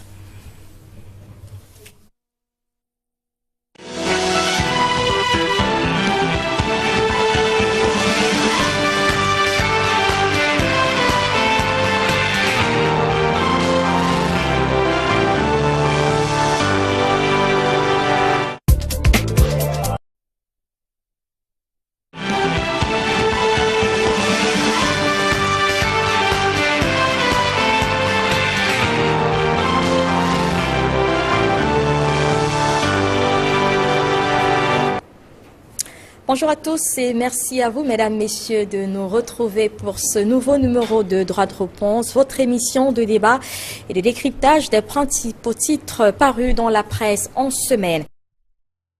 De l'ABEAC cette semaine, réuni à Yaoundé le 11 juin dernier pour le comité de politique monétaire de la Banque des États de l'Afrique centrale, le gouverneur de cette institution a déclaré que la dévaluation du franc CFA n'était pas envisagée, démontant ainsi ce que Abba Mahamatoli a lui-même qualifié, je cite, de rumeurs entretenues par la presse et les réseaux sociaux. Fin de citation. Le gouverneur de la BEAC a étayé son propos par une étude comparative de la situation économique de la à celle de 1993, quelques mois seulement avant la dernière dévaluation du franc CFA. Le patron de la BEAC a également déclaré en marge de cette rencontre que ce n'est pas la France qui décide d'une politique monétaire en Afrique, c'était de façon souveraine que les 6 pays de la zone CEMAC avaient décidé de mettre en commun leurs réserves de change. Des propos qui rejoignent un peu ceux du président français Emmanuel Macron qui avait déclaré lors du dernier G5 Sahel que les pays qui ne se sentaient pas à leur aise dans la zone CEMAC n'avaient qu'à se retirer. C'est également Macron qui fera le 8 juillet dernier cette déclaration et remarque qui enflamme la presse et la presse cybernétique précisément et les réseaux sociaux. Le président français a déclaré en marge du G20 que le défi de l'Afrique était démographique, citer 8 enfants des familles africaines. L'actualité cette semaine en national, c'est aussi l'évolution de l'affaire Jean-Marie Benoît Bala. Dans une autre sortie effectuée cette semaine, les évêques du Cameroun ont donc réitéré leur position. Monseigneur Bala a été assassiné et le corps de ce dernier n'a pas encore été réceptionné par l'Église catholique. Il le sera après identification, précise donc la conférence épiscopale nationale. Autre précision faite par les évêques dans ce communiqué, le corps identifié par les évêques du Cameroun comme étant celui de Monseigneur Bala portait bel et bien des marques de violence. Nous reparlons donc de cette affaire dans cette édition de Droit de Réponse. Mais vous connaissez le menu et le déroulement de cette émission. D'abord, un tour de revue de presse avec Flavien Dongo pour voir et comprendre comment est-ce que la presse a traité des sujets retenus. Bon dimanche à vous, Flavien. Bonjour Albertine et bonjour à tous les téléspectateurs à travers le monde. Merci à vous. On fait cette revue de presse. 2 sujets. À la une de notre édition de Droit de réponse, nous parlerons de ce franc CFA, l'avenir du franc CFA, mais également de l'affaire du décès suspect de Monseigneur Jean-Marie Benoît Bala. Je voudrais commencer par votre fin, l'affaire du décès de Monseigneur Benoît Bala. D'ailleurs, la Nouvelle Expression, combien de journaux se sont intéressés sur cette affaire également cette semaine. Déjà, Info Matin de mardi a mis donc à sa une que les vrais résultats des autopsies étaient donc disponibles. Selon le quotidien, si le communiqué rendu public par le procureur Ntamak reste dubitatif sur le résultat, que dis-je, le vrai résultat, les évêques, à travers notamment leur porte-parole, persistent et signent que Monseigneur Benoît Bala a été donc brutalement assassiné. De ce fait, les preuves seront dévoilées bientôt, affirme Monseigneur Samuel Kleda. Le même journal, dans son édition de mercredi, annonce que les évêques refusent de réceptionner le cœur de Monseigneur Benoît Bala, tout en qualifiant d'incendiaire et violent la dernière sortie, ou tout au moins le dernier communiqué de Monseigneur Samuel Kleda. Est-ce une sorte donc de surenchère, s'interroge Info Matin. Le journal ne répond pas à la question, mais précise que les évêques entendent d'ailleurs retirer donc le corps de Monseigneur Benoît Bala après l'avoir identifié fortement. Bien entendu, c'est ce qui est contenu dans le journal. Pour la Nouvelle Expression, dans le dernier communiqué des évêques, il est dit que l'Église catholique présente d'ailleurs son rapport de l'article rappelle que les prélats camerounais maintiennent bien sûr que le corps de Monseigneur Benoît Bala, qui est sorti de l'eau de la Sanaga, porte bien sûr des marques de violence, contrairement à ce que les experts d'Interpol ont laissé entendre, à savoir que l'hypothèse de la noyade est donc la plus probable. Cette guerre des communiqués par médias interposés permet donc de savoir que le gouvernement ou le programme des obsèques de Monseigneur Benoît Bala, donc le programme n'a pas encore été élaboré. C'est ce que précise d'ailleurs le journal. Le journal L'Info fait plutôt savoir que contrairement à ce qui circule sur les réseaux sociaux, faisant donc état d'une injonction venu de Rome pour stigmatiser la communication autour de la mort de Monseigneur Benoît Bala, Rome dénonce le faux communiqué attribué donc au Vatican. Selon une certaine presse, le Vatican aurait donc demandé aux évêques camerounais de respecter la conclusion des autorités camerounaises dans l'affaire de Monseigneur Benoît Bala. Or, précise le journal L'Info, le texte en question n'est qu'une lettre de condoléances envoyée aux fidèles par un évêque français qui accueille bien entendu des prêtres venant du diocèse de Bafia. Voilà du moins ce que la presse a pu donc évoquer lors dans un nombre de semaines. On en parle dans les réseaux sociaux, dans la presse écrite, à la radio comme à la télévision, sur le plan national comme sur le plan international. En tout cas, dans les pays dont les États sont membres, n'est-ce pas, de la zone CFA, on en parle. Au Cameroun, dans la CEMAC, dans les pays de la CEDEAO, ainsi que dans la diaspora de ces pays-là. Le débat est chaud quand vous parcourez, n'est-ce pas, Facebook, Twitter et autres. Ce qui est important, c'est que c'est la sortie officielle d'une personne autorisée, d'une voix autorisée, n'est-ce pas, Mahama Toli. Il est dans son rôle de dire quelle est la position officielle, n'est-ce pas, de l'institution bancaire, de l'institution, n'est-ce pas, qui a cette possibilité, qui a, n'est-ce pas, ce rôle de gérer au niveau de la sous-région, n'est-ce pas, cette devise-là. Mais ce qu'il faut dire, au-delà du démenti, parce qu'il s'agit d'un démenti officiel de la dévaluation annoncée et attendue par beaucoup, ce qui est important de dire au-delà donc de ce démenti, c'est que il ne faut pas oublier, parce que la mémoire est parfois courte. Il y a eu une évaluation en janvier 1994, et je me rappelle très bien que le discours officiel, n'est-ce pas, des États membres de la zone CFA, et même des responsables de ces institutions-là, était qu'il n'y aura pas la dévaluation. C'était le discours officiel, à la veille même de la dévaluation. Et voici un autre discours officiel, à la veille de ce que certains attendent comme étant une autre dévaluation, où on dément la possibilité d'une dévaluation. Si je m'en tiens simplement à ce lien que je fais par rapport au passé, j'ai de bonnes raisons de croire qu'il y aura possiblement, c'est-à-dire il y a une possibilité qu'il y ait d'évaluation, puisque ça avait été démenti à la veille également la dernière fois. Mais il y a également une autre hypothèse. Est-ce que cette fois-ci, ce démenti est une façon de répondre, n'est-ce pas, à tous les débats que l'on voit dans la presse, que l'on voit dans les réseaux sociaux, et même vis-à-vis de la sortie d'Emmanuel Macron, il ne faut pas l'oublier, il a un peu réagi en s'adressant un peu à ses homologues africains pour démontrer qu'en réalité, ce débat-là persiste en Afrique parce qu'il y a un problème de gouvernance au niveau de nos États. Est-ce que c'est le cas? Donc, il y a de la matière, mais je dois dire, pour ma part, avec l'expérience que j'ai de ces questions-là, que je ne suis pas convaincu qu'il n'y aura pas d'évaluation. Alors, Jean-Marie Tchatouan, je le disais tout à l'heure, les propos du gouverneur de la BEAC, je reviens sur ces propos-là. Ce sont des rumeurs entretenues par les réseaux sociaux et la presse, et ils continuent sans fondement. Alors, est-ce que vous êtes d'accord avec, vous partagez cet avis? Est-ce qu'on peut parler de rumeurs sans fondement aujourd'hui lorsqu'on parle de cette histoire d'évaluation du franc CFA qui a été justement entretenue par la presse? Je vais vous dire que personnellement, j'ai le sentiment que cette question qui est apparemment une question économique est davantage une question politique. Et certainement, le gouverneur de la BEAC a bien voulu donner une réponse sur les spéculations par rapport à la dévaluation du franc CFA. Mais lorsque vous regardez bien la trajectoire telle que Edmond l'a démontré tout à l'heure, on a le sentiment que le gouverneur n'est pas sincère dans la démarche qui vise simplement à démentir quoi que ce soit. Mais au-delà de cette sortie pour démentir, il me semble qu'il est important de poser sur la table la question de la sortie des États du franc CFA. Et je crois que le gouverneur de la BEAC a bien voulu peut-être anticiper sur cette question pour dire non, il n'y a pas d'évaluation. Peut-être une façon de prévenir les potentiels partisans de la sortie du franc CFA. Et vous l'avez si bien dit, vous avez si bien suivi Edmond, qui a parlé de la réaction d'Emmanuel Macron. Donc, ce qui est sûr, c'est que la menace est grande, la menace est profonde, et les États africains, les États de la zone CFA doivent prendre leurs responsabilités en main.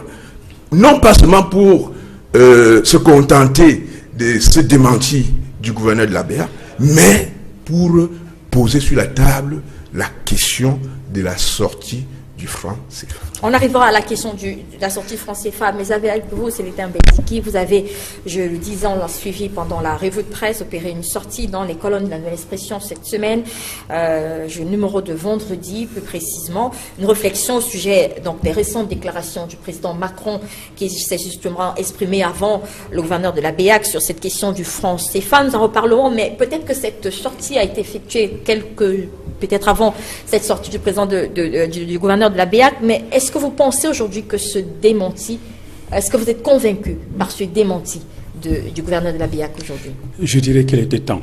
Il était temps qu'un tel démenti soit annoncé. Parce que jusque-là, le débat est né de certaines opinions publiées sur les réseaux sociaux. Parce que si... Dans le cadre de ce sujet, et c'était donc un sujet diversement traité par la plupart des journaux camerounais. Alors, autre sujet, le second en tout cas de cette édition de Droit de réponse, on parle bien entendu de la question du franc CFA. Le sujet a également été diversement traité par la presse. Le gouverneur de la BEAC, qui a accordé d'ailleurs une longue interview à la Nouvelle Expression, précise que ce n'est pas la France qui décide donc de maintenir les pays membres du franc CFA. Abbas Mahmat Toli fait savoir que cette sortie permet bien sûr aux Camerounais et bien entendu la population des pays membres de la zone CEMAC que la récréation est terminée. Pour lui, la France ne doit plus manipuler les Africains et que ce n'est qu'une rumeur. Il n'y aura donc pas de dévaluation du franc CFA. Le reporter de la Nouvelle Expression rappelle néanmoins que les explications du gouverneur de la BEAC font suite donc à la déclaration du président français Emmanuel Macron, qui lors d'une réunion du G5 Sahel a accusé les chefs d'État africains de la zone CEMAC de vouloir donc justifier leurs échecs politiques et économiques en jetant donc le sort sur la France du temps de François Hollande, et qu'il n'est pas donc de la France, bien entendu, de décider de la place des Africains. Donc sur le sujet, le journal Info Matin fait savoir que c'est donc la rumeur lancée par la France sur la dévaluation du franc CFA pour donc découvrir l'attitude, bien entendu, des Africains, une sorte de galop d'essai. Pour le gouverneur de la BEAC, il n'y aura pas de dévaluation du franc CFA. Il a toujours précisé dans les réactions venues d'Afrique. L'économiste camerounais Célestin Bédigui a d'ailleurs écrit à Emmanuel Macron, le président français, pour dire que les Africains ne se laisseront plus escroquer par la France. Pour l'économiste, la dévaluation du franc CFA, si elle est donc effective, les pays africains mourront donc de leur propre mort à la suite donc de tout cela. Et là, on parvient donc à lire cette interview avec notamment au ce communiqué, avec bien sûr des précisions sur la question du franc CFA au Cameroun et même dans la zone CEMAC. Alors, il est dit, selon bien entendu ces derniers, qu'il faut simplement se mettre au travail pour avoir des résultats très attendus par les Africains. Voilà du moins comment est-ce que la presse a traité de ces questions cette semaine. Merci à vous, Flavien Ndongo, et bon dimanche une fois encore. Merci, meilleur à vous. Nous allons découvrir, mesdames et messieurs, le panel qui nous accompagne pour cette édition de Droit de Réponse. Nous avons l'honneur et le plaisir d'avoir avec nous Monsieur Célestin Bédigui. Bonjour et bienvenue sur notre plateau. Mes hommages, madame, et bon dimanche à tous les téléspectateurs. Alors, vous êtes économiste émérite, vous êtes également homme politique, vous avez fait des études d'économétrie, je le dis très bien, je crois. Économétrie, prévision et prospective. Voilà, économétrie, prévision et prospective. Vous êtes également un chef traditionnel. Absolument, c'est le plus important d'ailleurs. D'accord, merci d'avoir accepté notre invitation. Monsieur Martin Ombazing, bonjour et bienvenue sur notre plateau. Bonjour madame. Merci d'avoir accepté notre invitation. C'est moi qui vous remercie. Vous êtes vous aussi économiste, mais également banquier. Ça se rejoint un peu, tout cela. Tout cela, c'est pratiquement la même chose, madame. Alors, merci d'avoir accepté notre invitation. Avec nous également Edmond Kamga, bonjour et merci d'être avec nous ce dimanche. C'est toujours avec plaisir que je participe à cette émission. Je salue la présence de Célestin Bédigui, que je n'ai pas rencontré à Belle-Lurette. J'ai le plaisir de le retrouver. 12 ans. 12 ans. Merci, également notre ami Ombazing, qu'on s'est souvent vu sur des plateaux.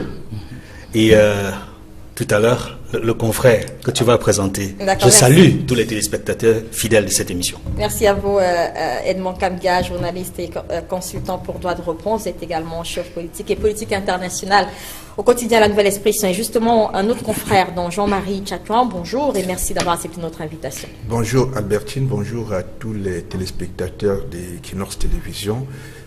Que j'ai le plaisir de retrouver dans le cadre de ce débat dominical. Alors, vous êtes journaliste, je l'ai dit, mais vous êtes également directeur de publication du mensuel d'information Parole. Absolument.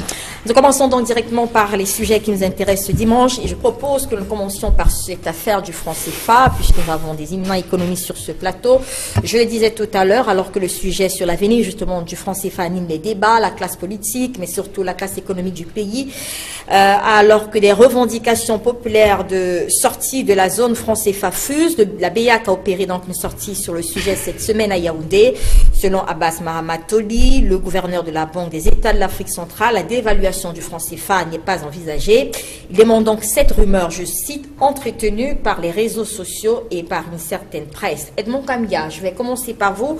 Pour les journaux qui en ont parlé cette semaine, qui ont parlé donc de ce sujet, pas de commentaires véritables. Là, on a juste revenu sur les déclarations du gouverneur de la BEAC. On a quand même retenu, selon plusieurs journaux, je cite, qu'enfin, la BEAC s'est prononcée sur le sujet. Est-ce que c'est le sentiment que vous avez eu qu'elle venait démentir une certaine rumeur? Effectivement, la sortie de la BEAC était très attendue, parce que le débat n'est pas nouveau, il est vieux, mais depuis... L'ONU, pendant la France, le Cameroun a reçu son indépendance de la fin du de l'ONU. Oui. Alors, d'ailleurs, la guerre qu'il y a eu au Cameroun, ou le massacre que la France est autorisée à faire, est tout à fait injustifié. Peut-être que de notre côté aussi, il y a eu une erreur stratégique. À rigueur, on n'avait qu'à aller camper devant l'ONU pour demander à l'ONU de mettre fin à la tutelle. Alors, donc, sur ce point, je pense que le président Macron est de mauvaise foi et il devrait plutôt, pour être plus clair, dire que les accords de coopération, il y a un volet des accords de coopération, doivent être qui doivent prendre leurs responsabilités et qu'on revienne d'abord aux intérêts de notre propre pays. Aujourd'hui, je ne vois pas pourquoi le sort du Cameroun doit être lié au sort des pays environnants. Mais bon Dieu, le Cameroun a une structure économique qui lui permet de prendre des décisions, notamment celle de s'affranchir de cette histoire qu'on appelle le franc CFA et le compte d'opération. Quitte aux autres pays ensuite de le rejoindre dans la nouvelle monnaie qui sera mise en place. Parce que chaque fois que l'on évoque un accord préalable des pays africains, c'est sûr qu'on sait que cela n'aboutira jamais. Alors que le Cameroun prenne ses responsabilités, le Cameroun a les capacités aujourd'hui de soutenir une monnaie, d'autant plus que c'est un outil très important. C'est comme Bazing disait tout à l'heure. J'étais aux États-Unis en 2008. Oui. Lorsque, une après-midi, nous avons appris que l'Amérique était au bord de la faillite. Carrément, lorsque Burns et Stern, ils ont default, c'est-à-dire ils n'ont pas pu faire face à une créance qui a été présentée. Et dès le lendemain, ça devait être un enchaînement tel que toute l'économie américaine devait s'effondrer. La décision qui a été prise par Timothy Geithner et Obama, ça a été de donner à la Fed, de redonner de l'argent, qu'il le veuille ou non, à toutes les entreprises américaines qui étaient en danger. C'est-à-dire on a assisté à une étatisation de l'économie américaine. Vous imaginez le temple du capitalisme. Et pourquoi cela a été possible? Parce que justement, ils ont la maîtrise de leur monnaie. Nous avons en 2000, le premier ajustement structurel, c'était en 1988, je crois. Nous avons été confrontés à une situation comme celle-là. La solution qu'il fallait adopter était proche de celle qui a été adoptée par Geithner et Obama, c'est-à-dire refinancer nous-mêmes notre économie au lieu plutôt de prendre une mesure de désindustrialisation qui a été prise et qui fait qu'aujourd'hui on se retrouve pratiquement avec le nez dans la rivière. Et c'est tout à fait dommage. Alors, Edmond Gambia, pour revenir à la sortie du gouverneur de la BEAC, est-ce que vous pensez que c'était le point qui voulait toucher, celui du retrait des pays de la zone franc, et qu'on a utilisé la dévaluation comme une sorte de pare-feu? Je pense qu'il a abordé toutes les questions qui préoccupent, n'est-ce pas, non seulement les États africains membres de la zone CFA, mais également les dirigeants africains d'une manière générale et les populations, les citoyens africains, de l'intérieur comme de l'extérieur de l'Afrique. Je le rappelle parce que la diaspora est fortement ancrée dans ce débat, non seulement sur la dévaluation, mais aussi sur l'éventualité de la sortie du franc CFA. Une dévaluation que l'on dit pas du tout envisageable, parlant des paramètres économiques. Le drame, c'est que cette dévaluation peut nous être imposée pour des raisons politiques et même pour des raisons que tout le monde peut imaginer en France aujourd'hui, avec le nombre de chômeurs qui ne cesse d'augmenter. Donc, en réalité, lorsque j'écoute, n'est-ce pas, Emmanuel Macron, il est dans son rôle, c'est-à-dire faire en sorte que le peuple français retrouve les moyens de se décoller sur le plan économique, retrouve les moyens de se prendre en charge. Et pour cela, il faut faire en sorte que les bases, n'est-ce pas, de cette force-là, sur le plan monétaire, qui est la zone, qui est le CFA, ne disparaissent pas. Et vous savez, et quand je dis que Mahamat Abbas Solih a répondu à toutes les questions qui préoccupent, n'est-ce pas, ceux qui s'intéressent à la question, c'est qu'il a évoqué le fait que ce n'est pas la France qui impose une politique monétaire, qui impose aux États de faire ceci ou cela. Mais en réalité, c'est parce que les États africains de la zone CFA sont libres de sortir de la zone. Mais il faut être courageux pour en sortir. Il faut être prêt à subir les conséquences. Je pense que finalement, la monnaie, nous le savons tous, c'est un élément de la souveraineté. C'est un instrument fort. Et on le voit, les pays africains, pour l'essentiel, qui ont pu se doter d'une monnaie. Il y en a qui sont devenus de grands pays et de grandes puissances. Prenez l'Algérie, prenez l'Afrique du Sud, c'est-à-dire, prenez le Nigeria. En fait, les grandes puissances africaines, si vous observez, ont chacun leur monnaie. Leur monnaie ne dépend pas de l'ancien pays colonisateur. Ça, c'est la première chose qu'il faut observer. Et vous le savez tout. Et on est un économiste et quand on interroge les chiffres, on se rend compte qu'il n'y a pas de raison aujourd'hui objective pour que nous dévaluions, que la monnaie que nous utilisons soit dévaluée. Nous n'avons aucune raison. Ceux qui veulent arguer de la reconstitution de notre compétitivité extérieure, je ne crois pas que ce soit le cas. Il n'y a pas de raison aujourd'hui. Ce que nous vendons à l'extérieur ne nous reste pas dans les bras pour prix élevé, au contraire.